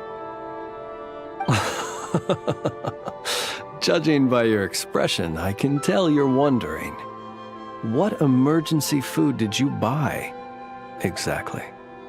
These supplies need to stand the test of time, so all of this food has undergone special processing. I assure you, unless you're on the brink of starvation, you don't want to try it. The cured meat, for example, is as tough as tree bark, and the biscuits taste like tossed-out newspaper. Even if you soak them in milk or vegetable soup, the best you could hope for is soggy newspaper. Well, there are times when one has no other choice. I've tried to extract nutrients from this food before. Well, eat might not be the best word to use. I have a somewhat more efficient method. Here, I'll show you.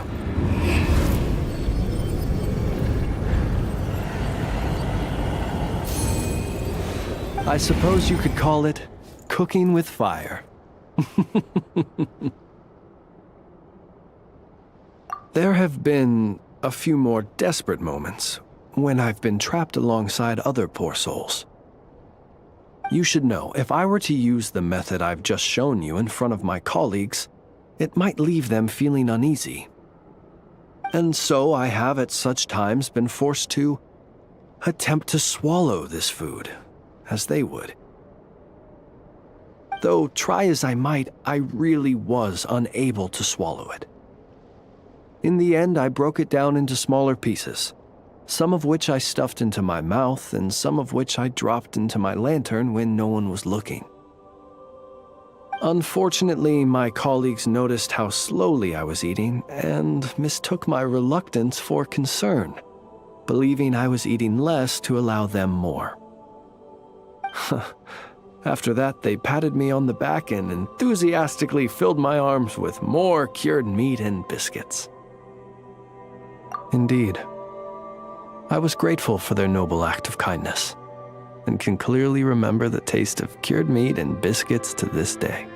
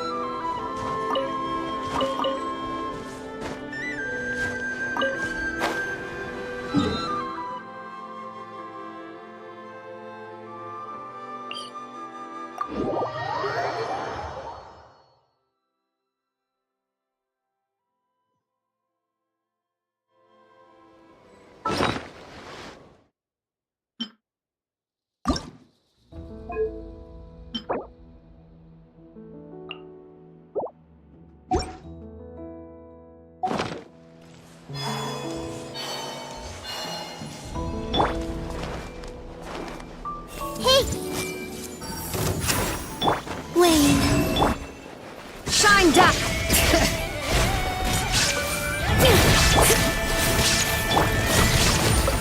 Everyone hold hands! 3 moons converge. There is no escape. Surge. This place really looks...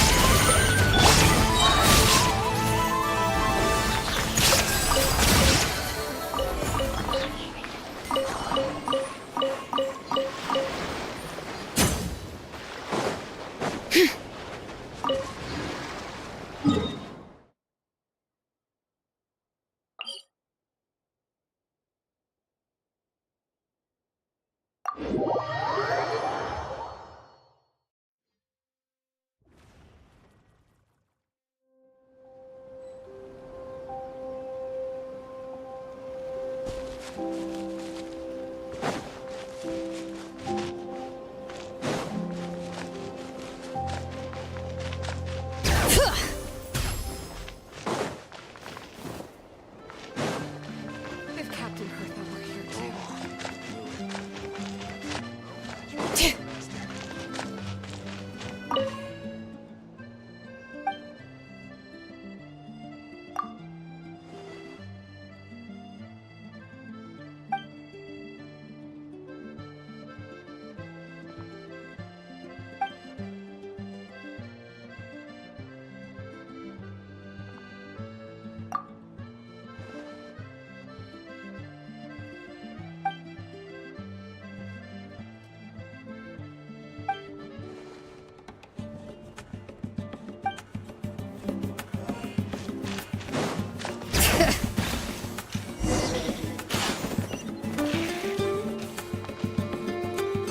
Nanina's covering the north, so we'll have Laurent take the east. Right, that's all for now. Hey, Avarka! Huh? Honorary Knight? Paimon? What brings you to my camp? Not at all. Any camp of the Knights of Favonius is your camp too. So make yourself at home. Though, you should give me a heads up next time so I can have the Quartermaster break out the good stuff for you. Is this really the Expeditionary Forces camp? Paimon was expecting it to be a bit more... crowded? Not many from the force are still stationed here. And of those who are, most are out patrolling. Truth be told, it is a bit of a ghost town. We're also gathering all the Abyss-related intel we can. Situation in Nodcry is stable for now, but we must remain vigilant. You never know when the Abyss will come roaring back. Intelligence is the foundation of any campaign. It's not just enemy movements. Terrain or shifts in the weather can mean the difference between victory and defeat. Moving forward, we plan to form a long-term partnership with the Northern Intelligence Network. Turn this temporary camp into an intelligence station. An intelligence station? Whoa! Like the kind in Fontanian spy thrillers? Haha, as if. Name one book with a camp this lightly defended in it. During these years out on campaign, we've found that different abyssal disasters are occurring all over Teyvat. They're unnaturally cunning, always shifting, with no two attacks quite going off the same. I hope to use the Northern Intelligence Network to share our findings, and use that collaboration to keep gathering information on the Abyss. This isn't any one nation's burden. Every day, countless winds blow through Nodcry. I'd say that makes it the perfect place to set up an outpost. Oh, so that's why! So this is chivalry in action!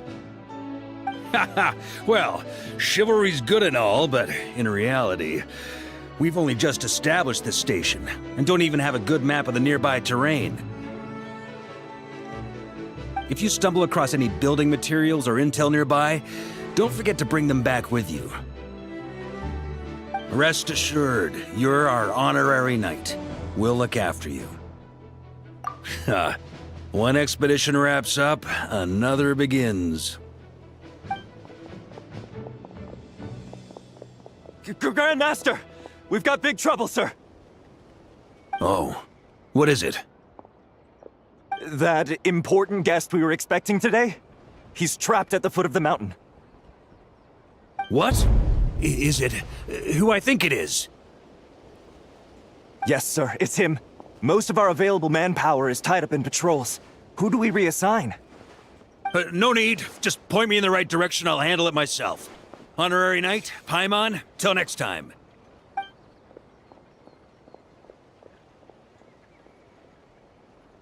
Oh, Resembla's never seen Farkas so nervous. Now she's curious who that guest is. Yeah, that's probably it. Let's follow him and see if he needs help.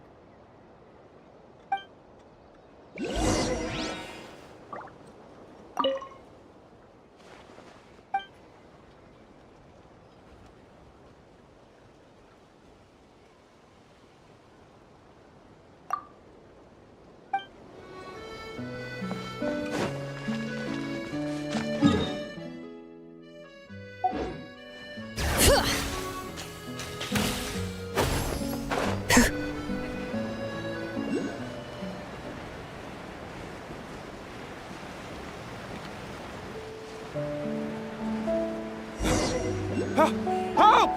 Please, help me!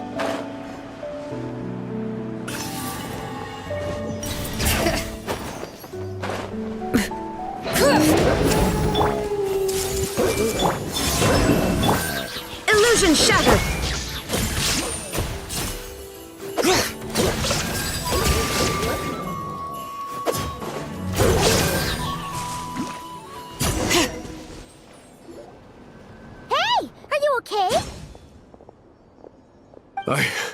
I'm fine. Whew. Good thing you guys showed up so fast. Or I might not have made it by sundown. Praise be!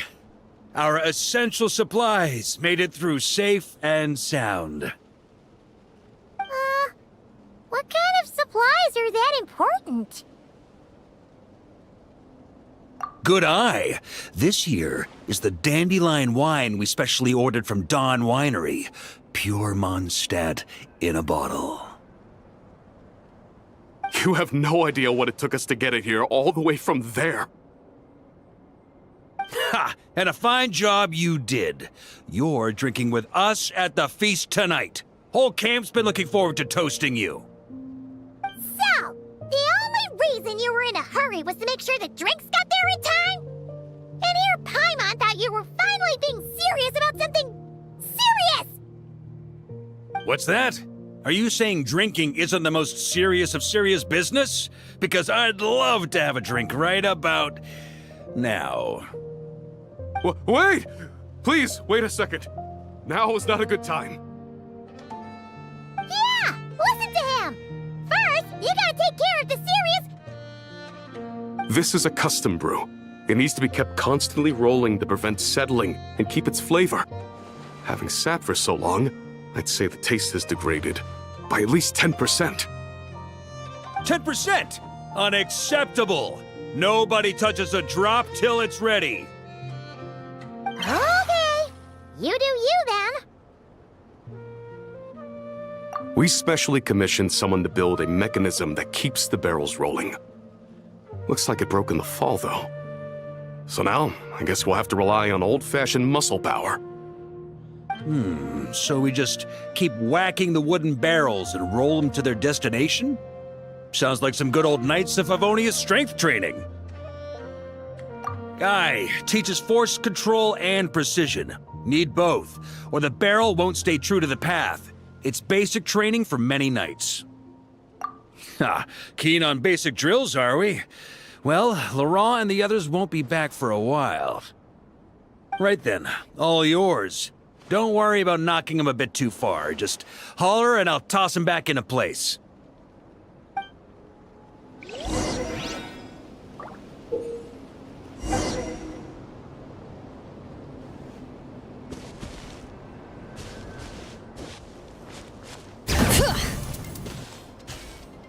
Back when I was training Noelle, she'd blast the barrels to splinters the second she got nervous.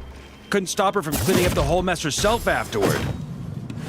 Over time, she became the finest cleaner in the Knights, bar none. Ha! She might not have realized it, but that's progress too.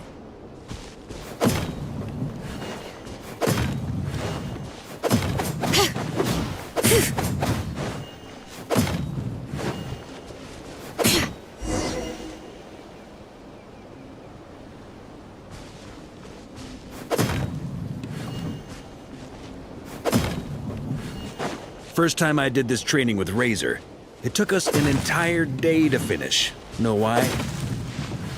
He spent a quarter of the day rolling the barrels, and the other 3/4 trying to figure out what the heck I was talking about.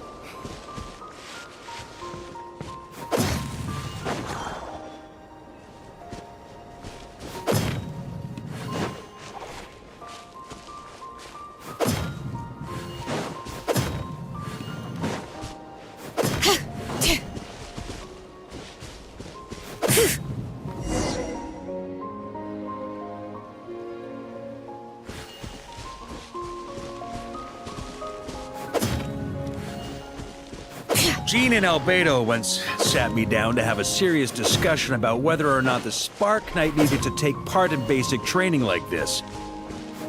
A knight's basic training helps build character. But since the Spark Knight's still so young, I decided to get her opinion. She happily brought her bombs to the training grounds. And so... Paimon's hands are sore just from watching you. There's gotta be an easier way, right?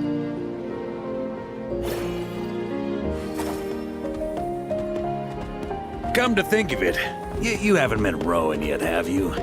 Kid's so used to doing things his way, he didn't even show up when it was time for the training. Asked him about it later. He said he went to poke a hornet's nest full of monsters. Ha! So that's how you did it. Not half bad. Wisdom's another kind of strength, after all.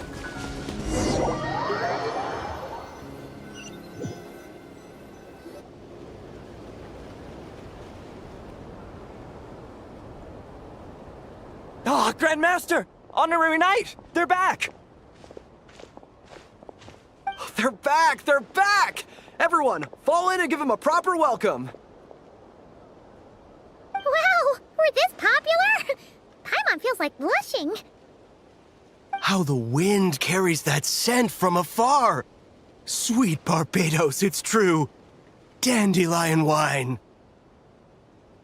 Ah, a special brew from Dawn Winery to boot. They're back. All my precious memories, they're all flooding back.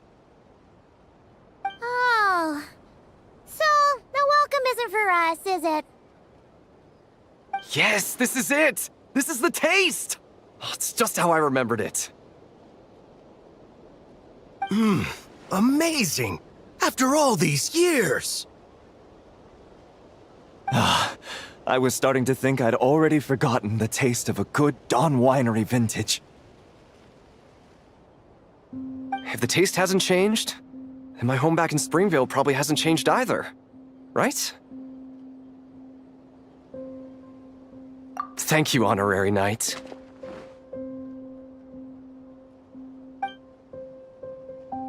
That's enough. Put a cork in it, everyone. Barrels stay sealed until everyone's back. Let's finish the party prep in the meantime. Oh, yes, sir. On it, sir. Like I said, drinking is the most serious of serious business.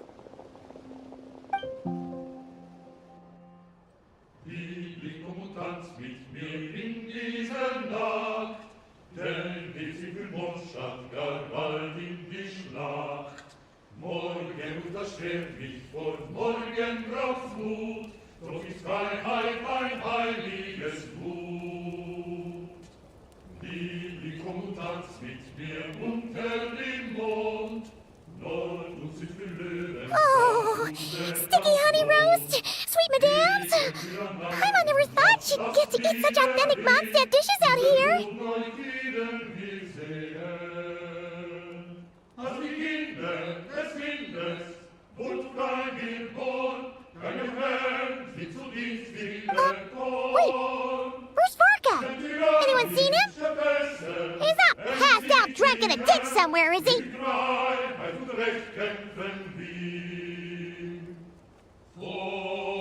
Okay, Paimon will catch up when she finishes.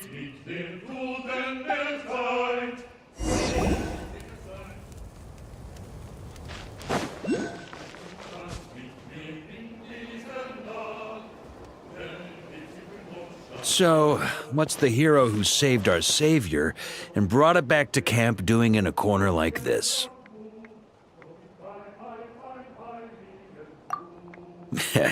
Truth is, what I've got in my cup is the most special of special brews. It can only be drunk alone. But since you've caught me, nothing for it. Here, have a cup.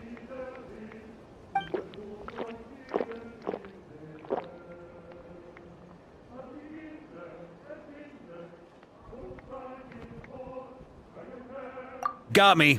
Just a joke. Not a drop of liquor on me right now. If you're thirsty for a real drink, go find Yumeni later. She's got plenty in stock. A camp always needs to have one sober soul to guard their drunk comrades from things that go bump in the night.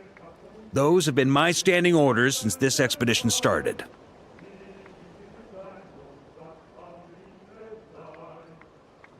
Rotten luck, eh? Just so happens that tonight, it's my turn to be that sober soul. So, on this night when they're all drunk, I can't be.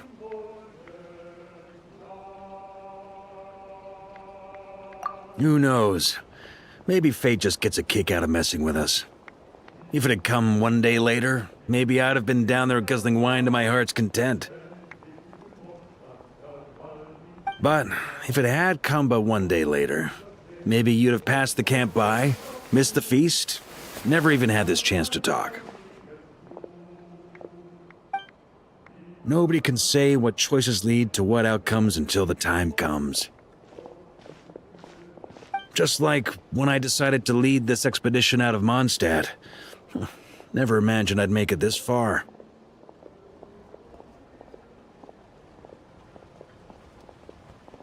That's how it turned out, aye. But when we marched, all I knew was this. An abyssal storm was brewing up north, one that threatened to scour all of Tevat. It took us some time to mobilize, but where would the enemy appear? What form would they take? That was all a complete mystery to us when we set out. All we could do was gather intel as we marched, preparing for every contingency. Ha! Quick study, aren't you? Alas, the enemy won't sit around twiddling their thumbs while we finish preparing. Every hour we hesitated, the abyss was devouring the lives of countless people.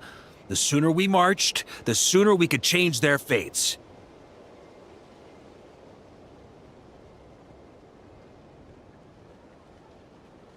That was all the intel we needed to launch this expedition.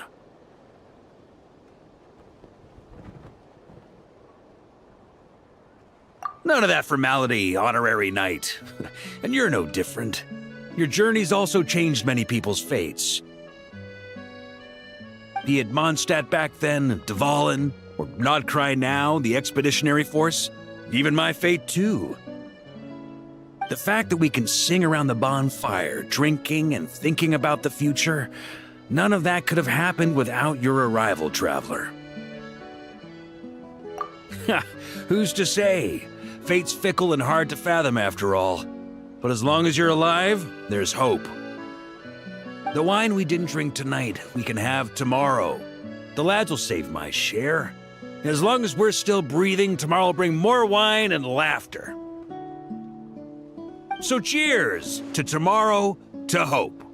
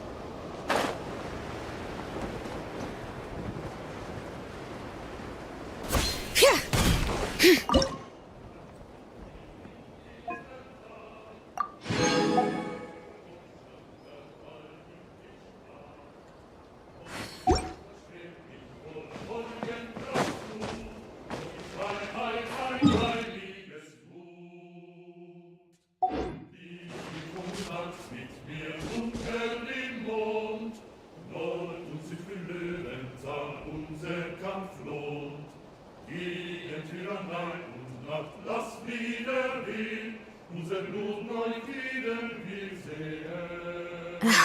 My potted plant on the porch is done. Bring it!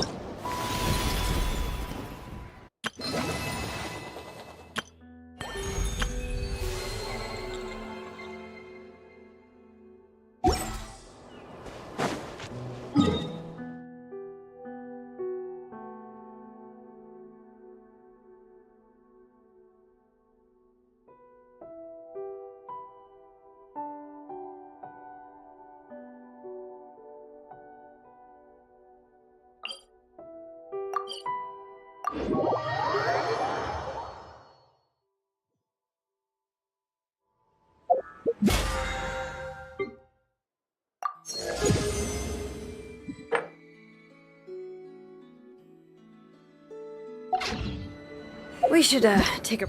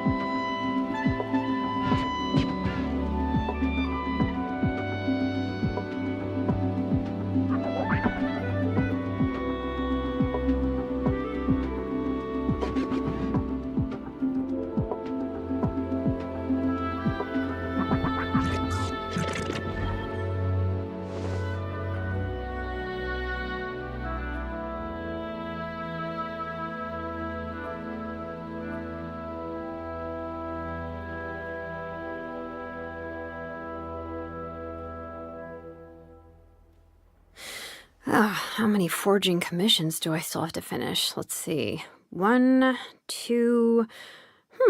not so many as I thought. I'll get to them tomorrow.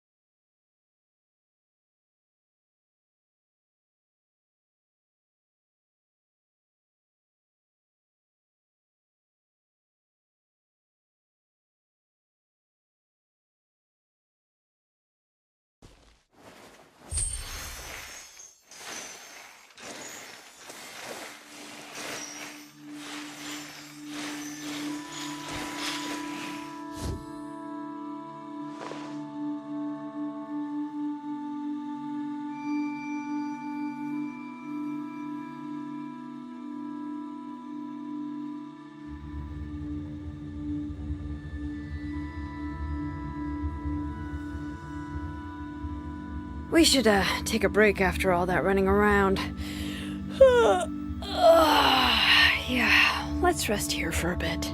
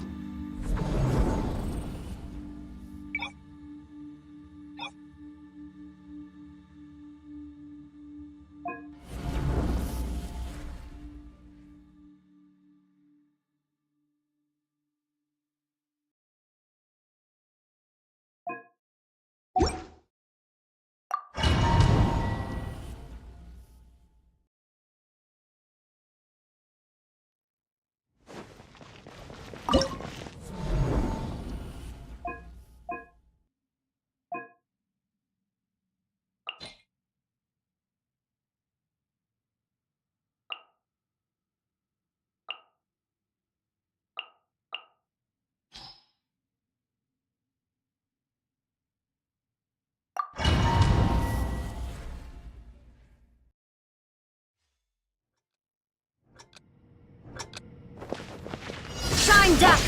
I see everything!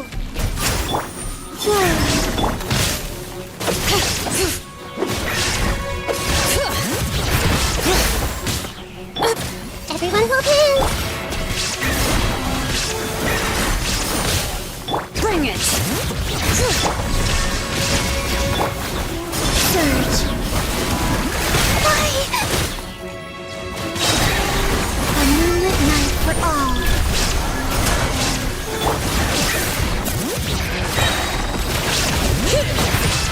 Committed to memory! Illusion shattered!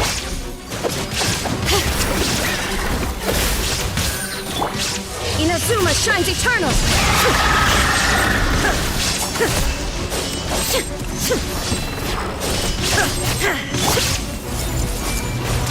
Blade, moons converge.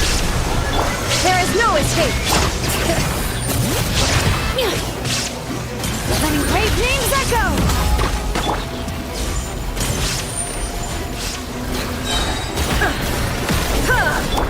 Let's play prelude. Illusion shattered!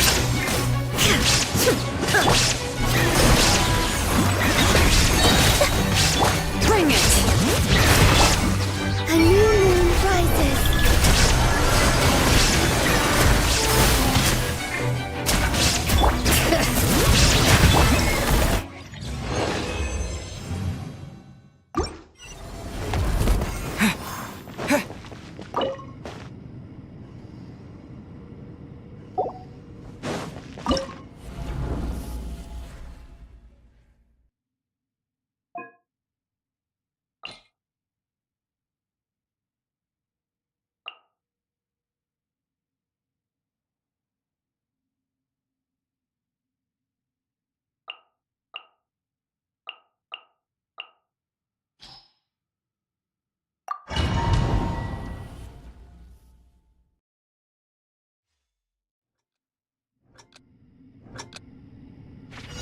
Use of force authorized. There is no escape! An oversight of silence!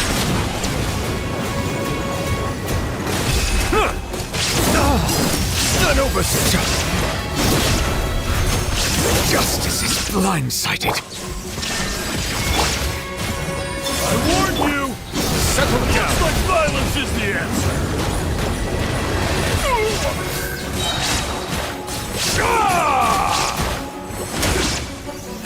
Be sanctified.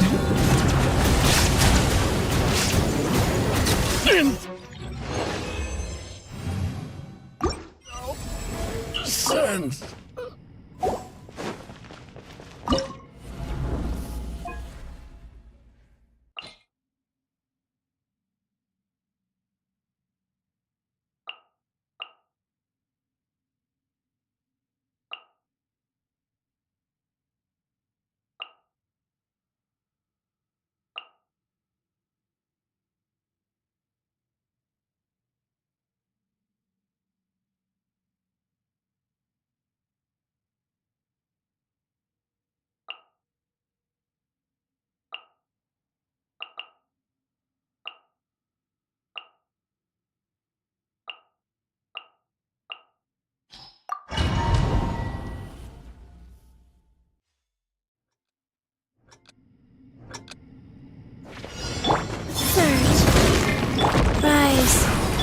Silence!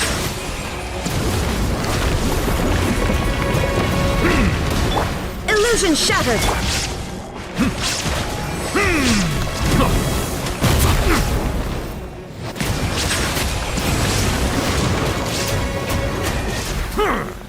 Wayne, life goes on.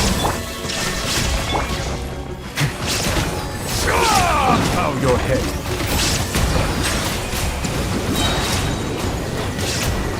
Let the mighty be humble.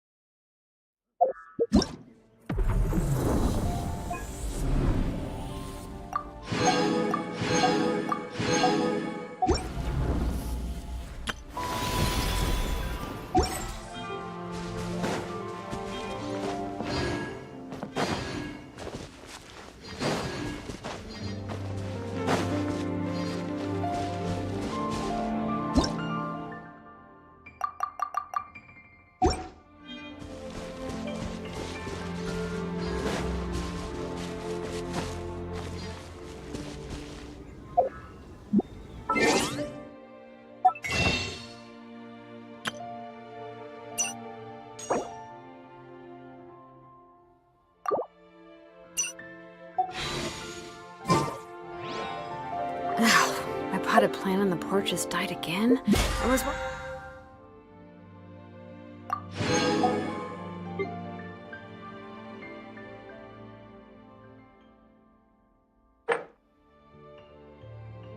watering it every day. Ugh, don't tell me I overdid it this time.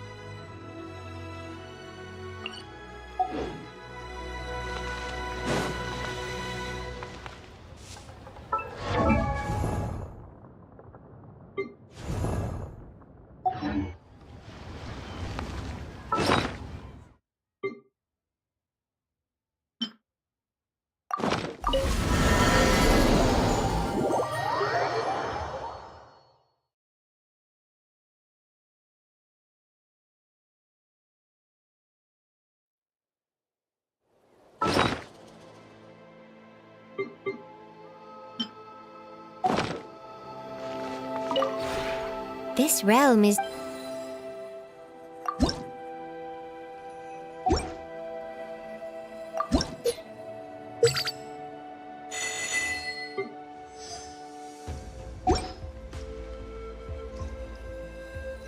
If you ever have...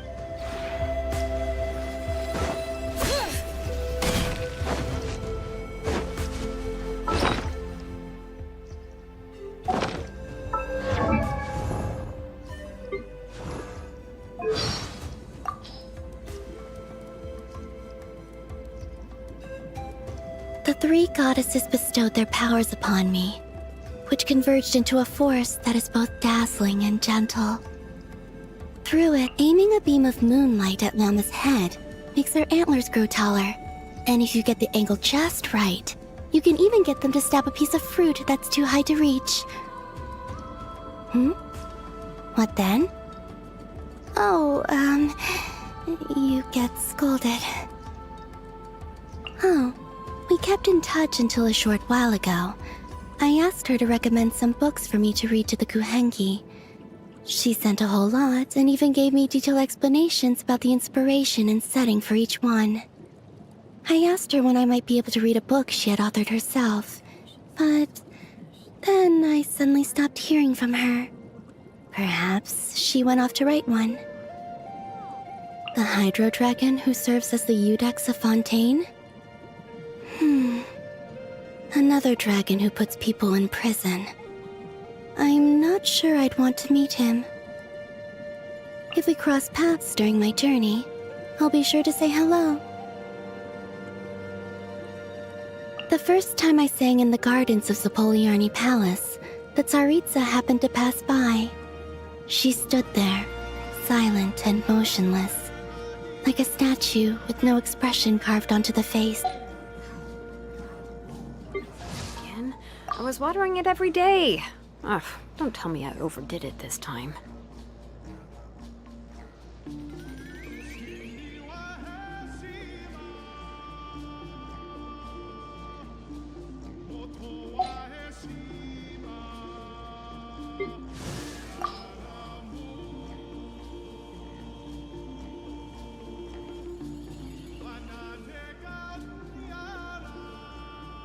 I hear that playing games is a good way to quickly bring people closer together. I'm sure it must work for gods, too.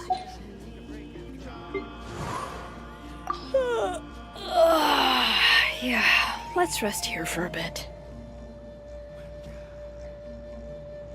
Klee's a really interesting kid. All the knights seem to like her a lot, too. You could even say they spoil her. I wonder who makes the better mask. Speaking of Fischl, she also claims to be a visitor from another world. We're similar in that way. We even bring a pet along with us. Pet? Now wait just a minute here. But her raven, Oz, he looks cool and is polite to boot. More importantly, he can both scout and fight. Very useful indeed. Maybe I should make arrangements with Fischl to trade companions once in a while. For, say, a week or two at a time. It should be quite interesting. Hey! Doesn't Paimon get a say in this? Again? I was watering it every day. Ugh, don't tell me I overdid it this time.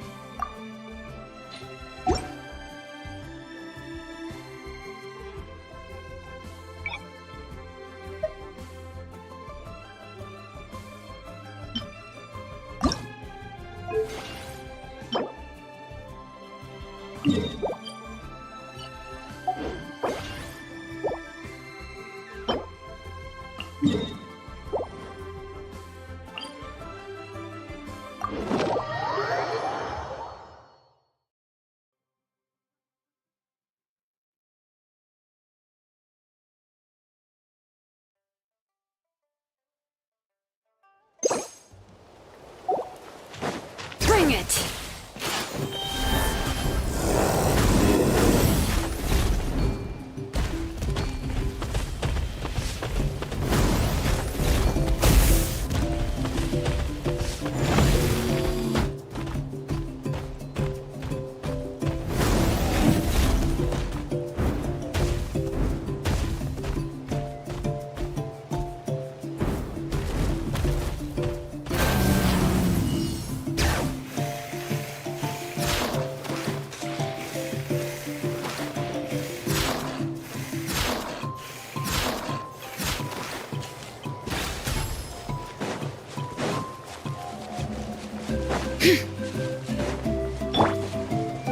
Everyone hold hands. Surge.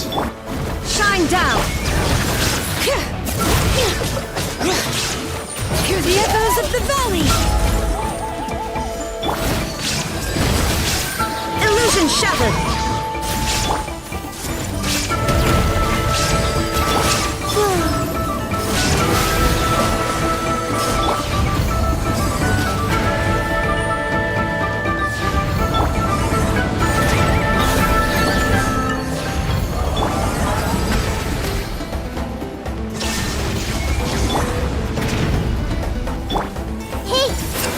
Wayne.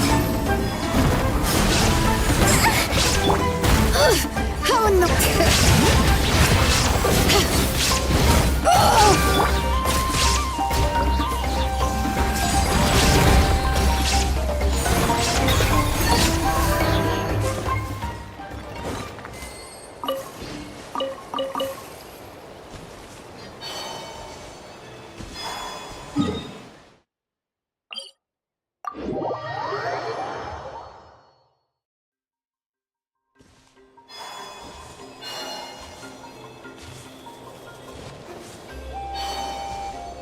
All right.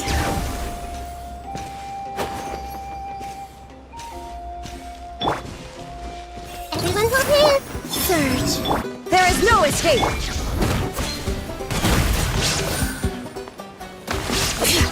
Bring it! A moonlit night for all. Hey! Shine down! Letting brave names echo!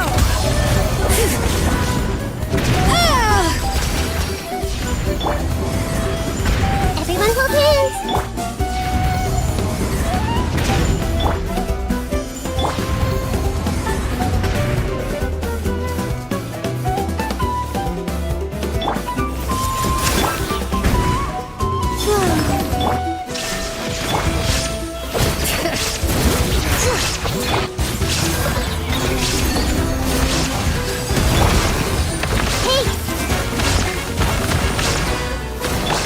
Illusion shattered! Now you shall perish!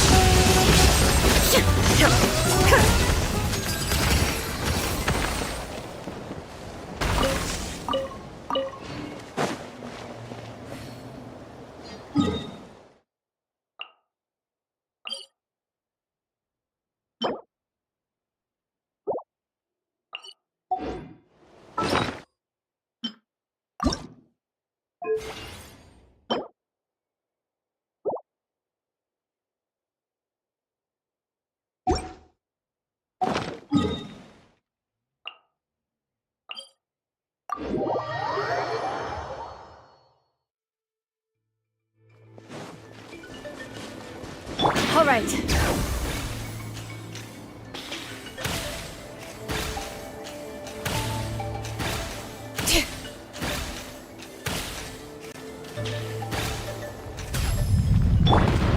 I see everything. Watch out! The volcano's erupting!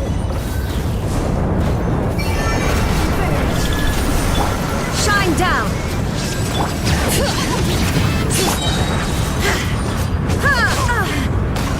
All right.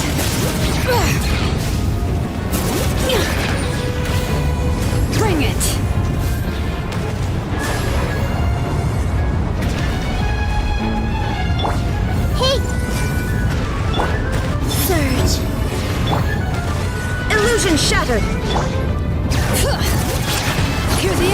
The valley!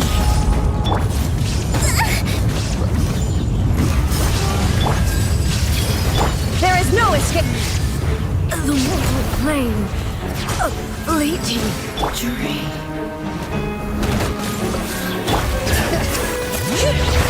Let's hope it didn't spew out anything too weird this time.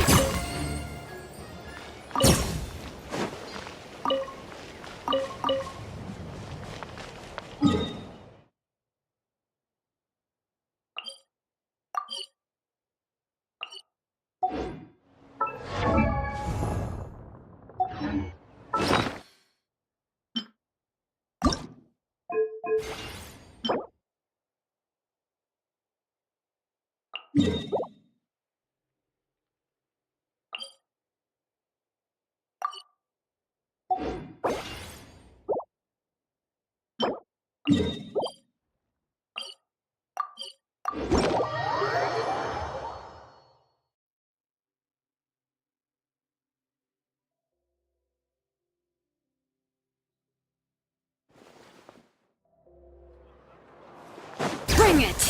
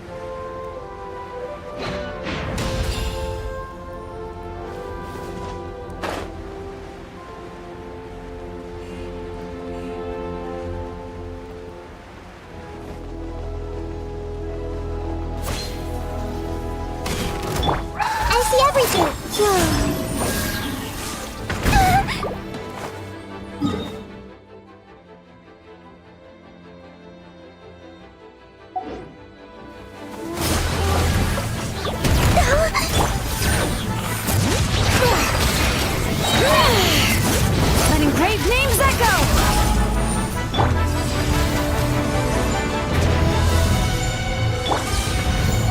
Everyone hold hands!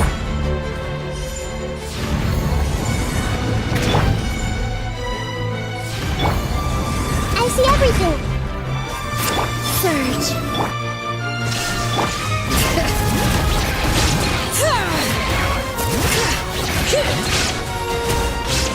A moonlit light for all! Shine down!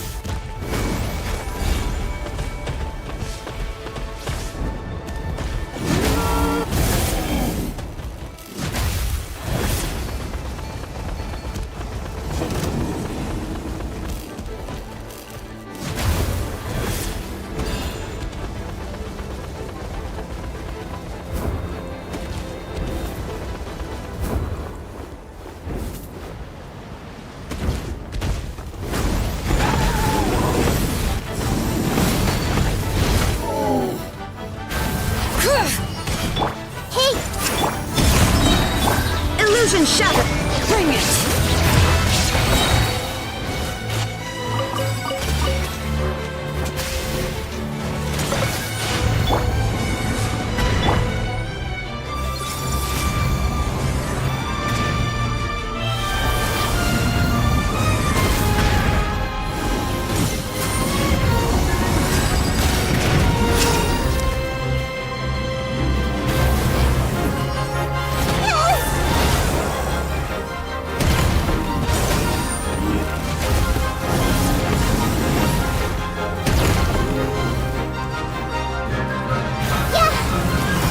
Everyone hold hands! Yeah, a new moon rises. Inazuma shines eternal!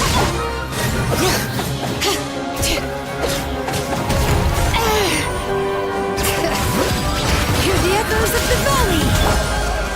Flame.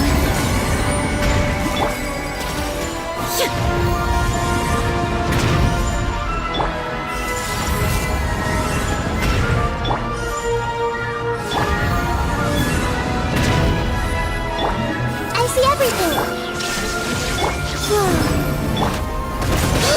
How annoying!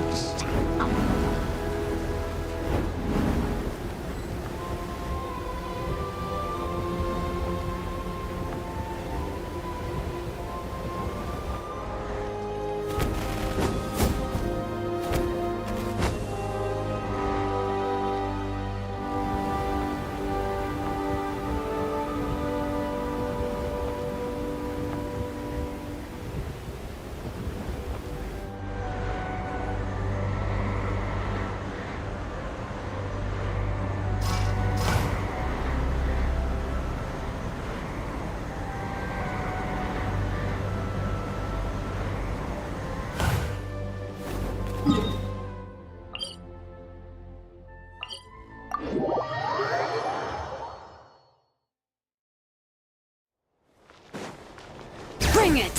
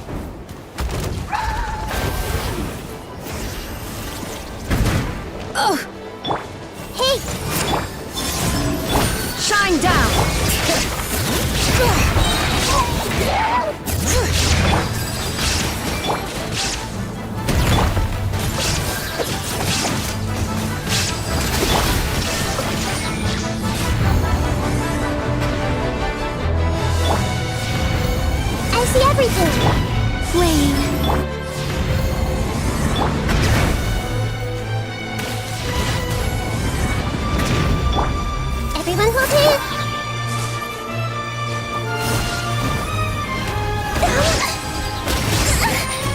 Three moons converge. There is nothing absurd. Committed to memory. Let the mountain's veins boil!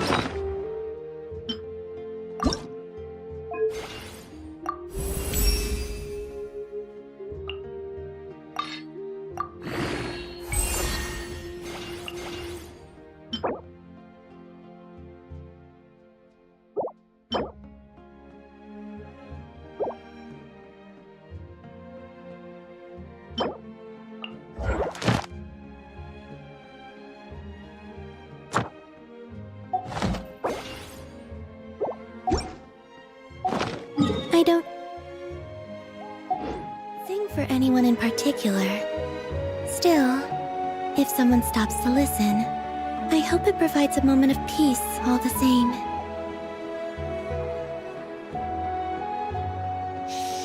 Don't interfere with the mixing process if you don't keep your voice down. talent? What? Hey? You might want to get a guide if you're not familiar with the area.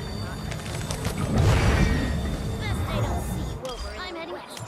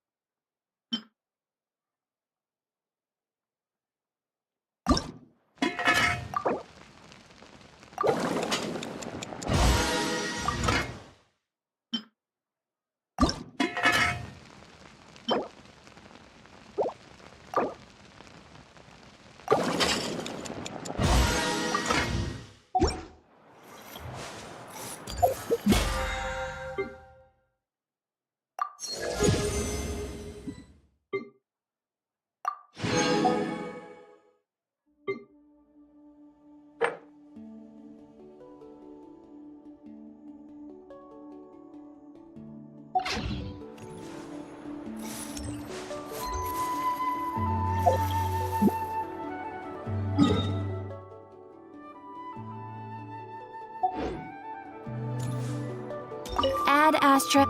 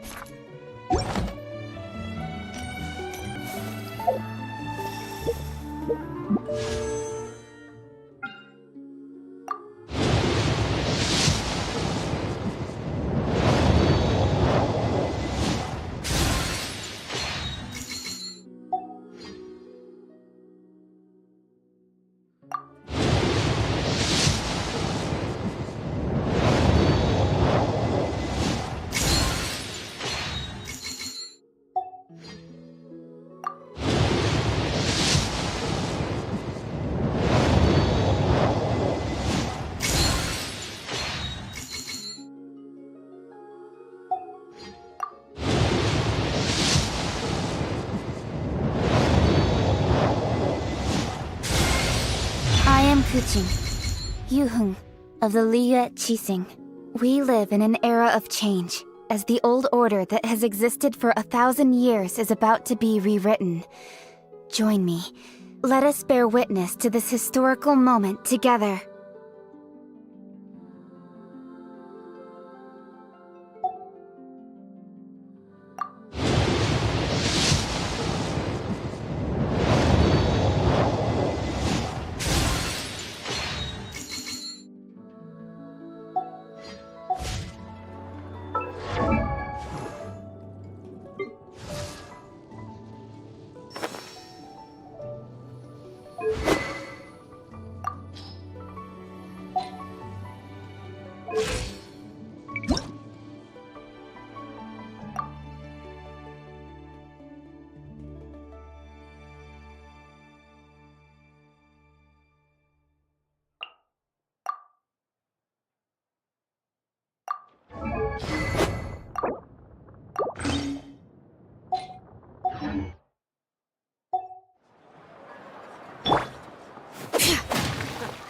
Is the ability to not get lost.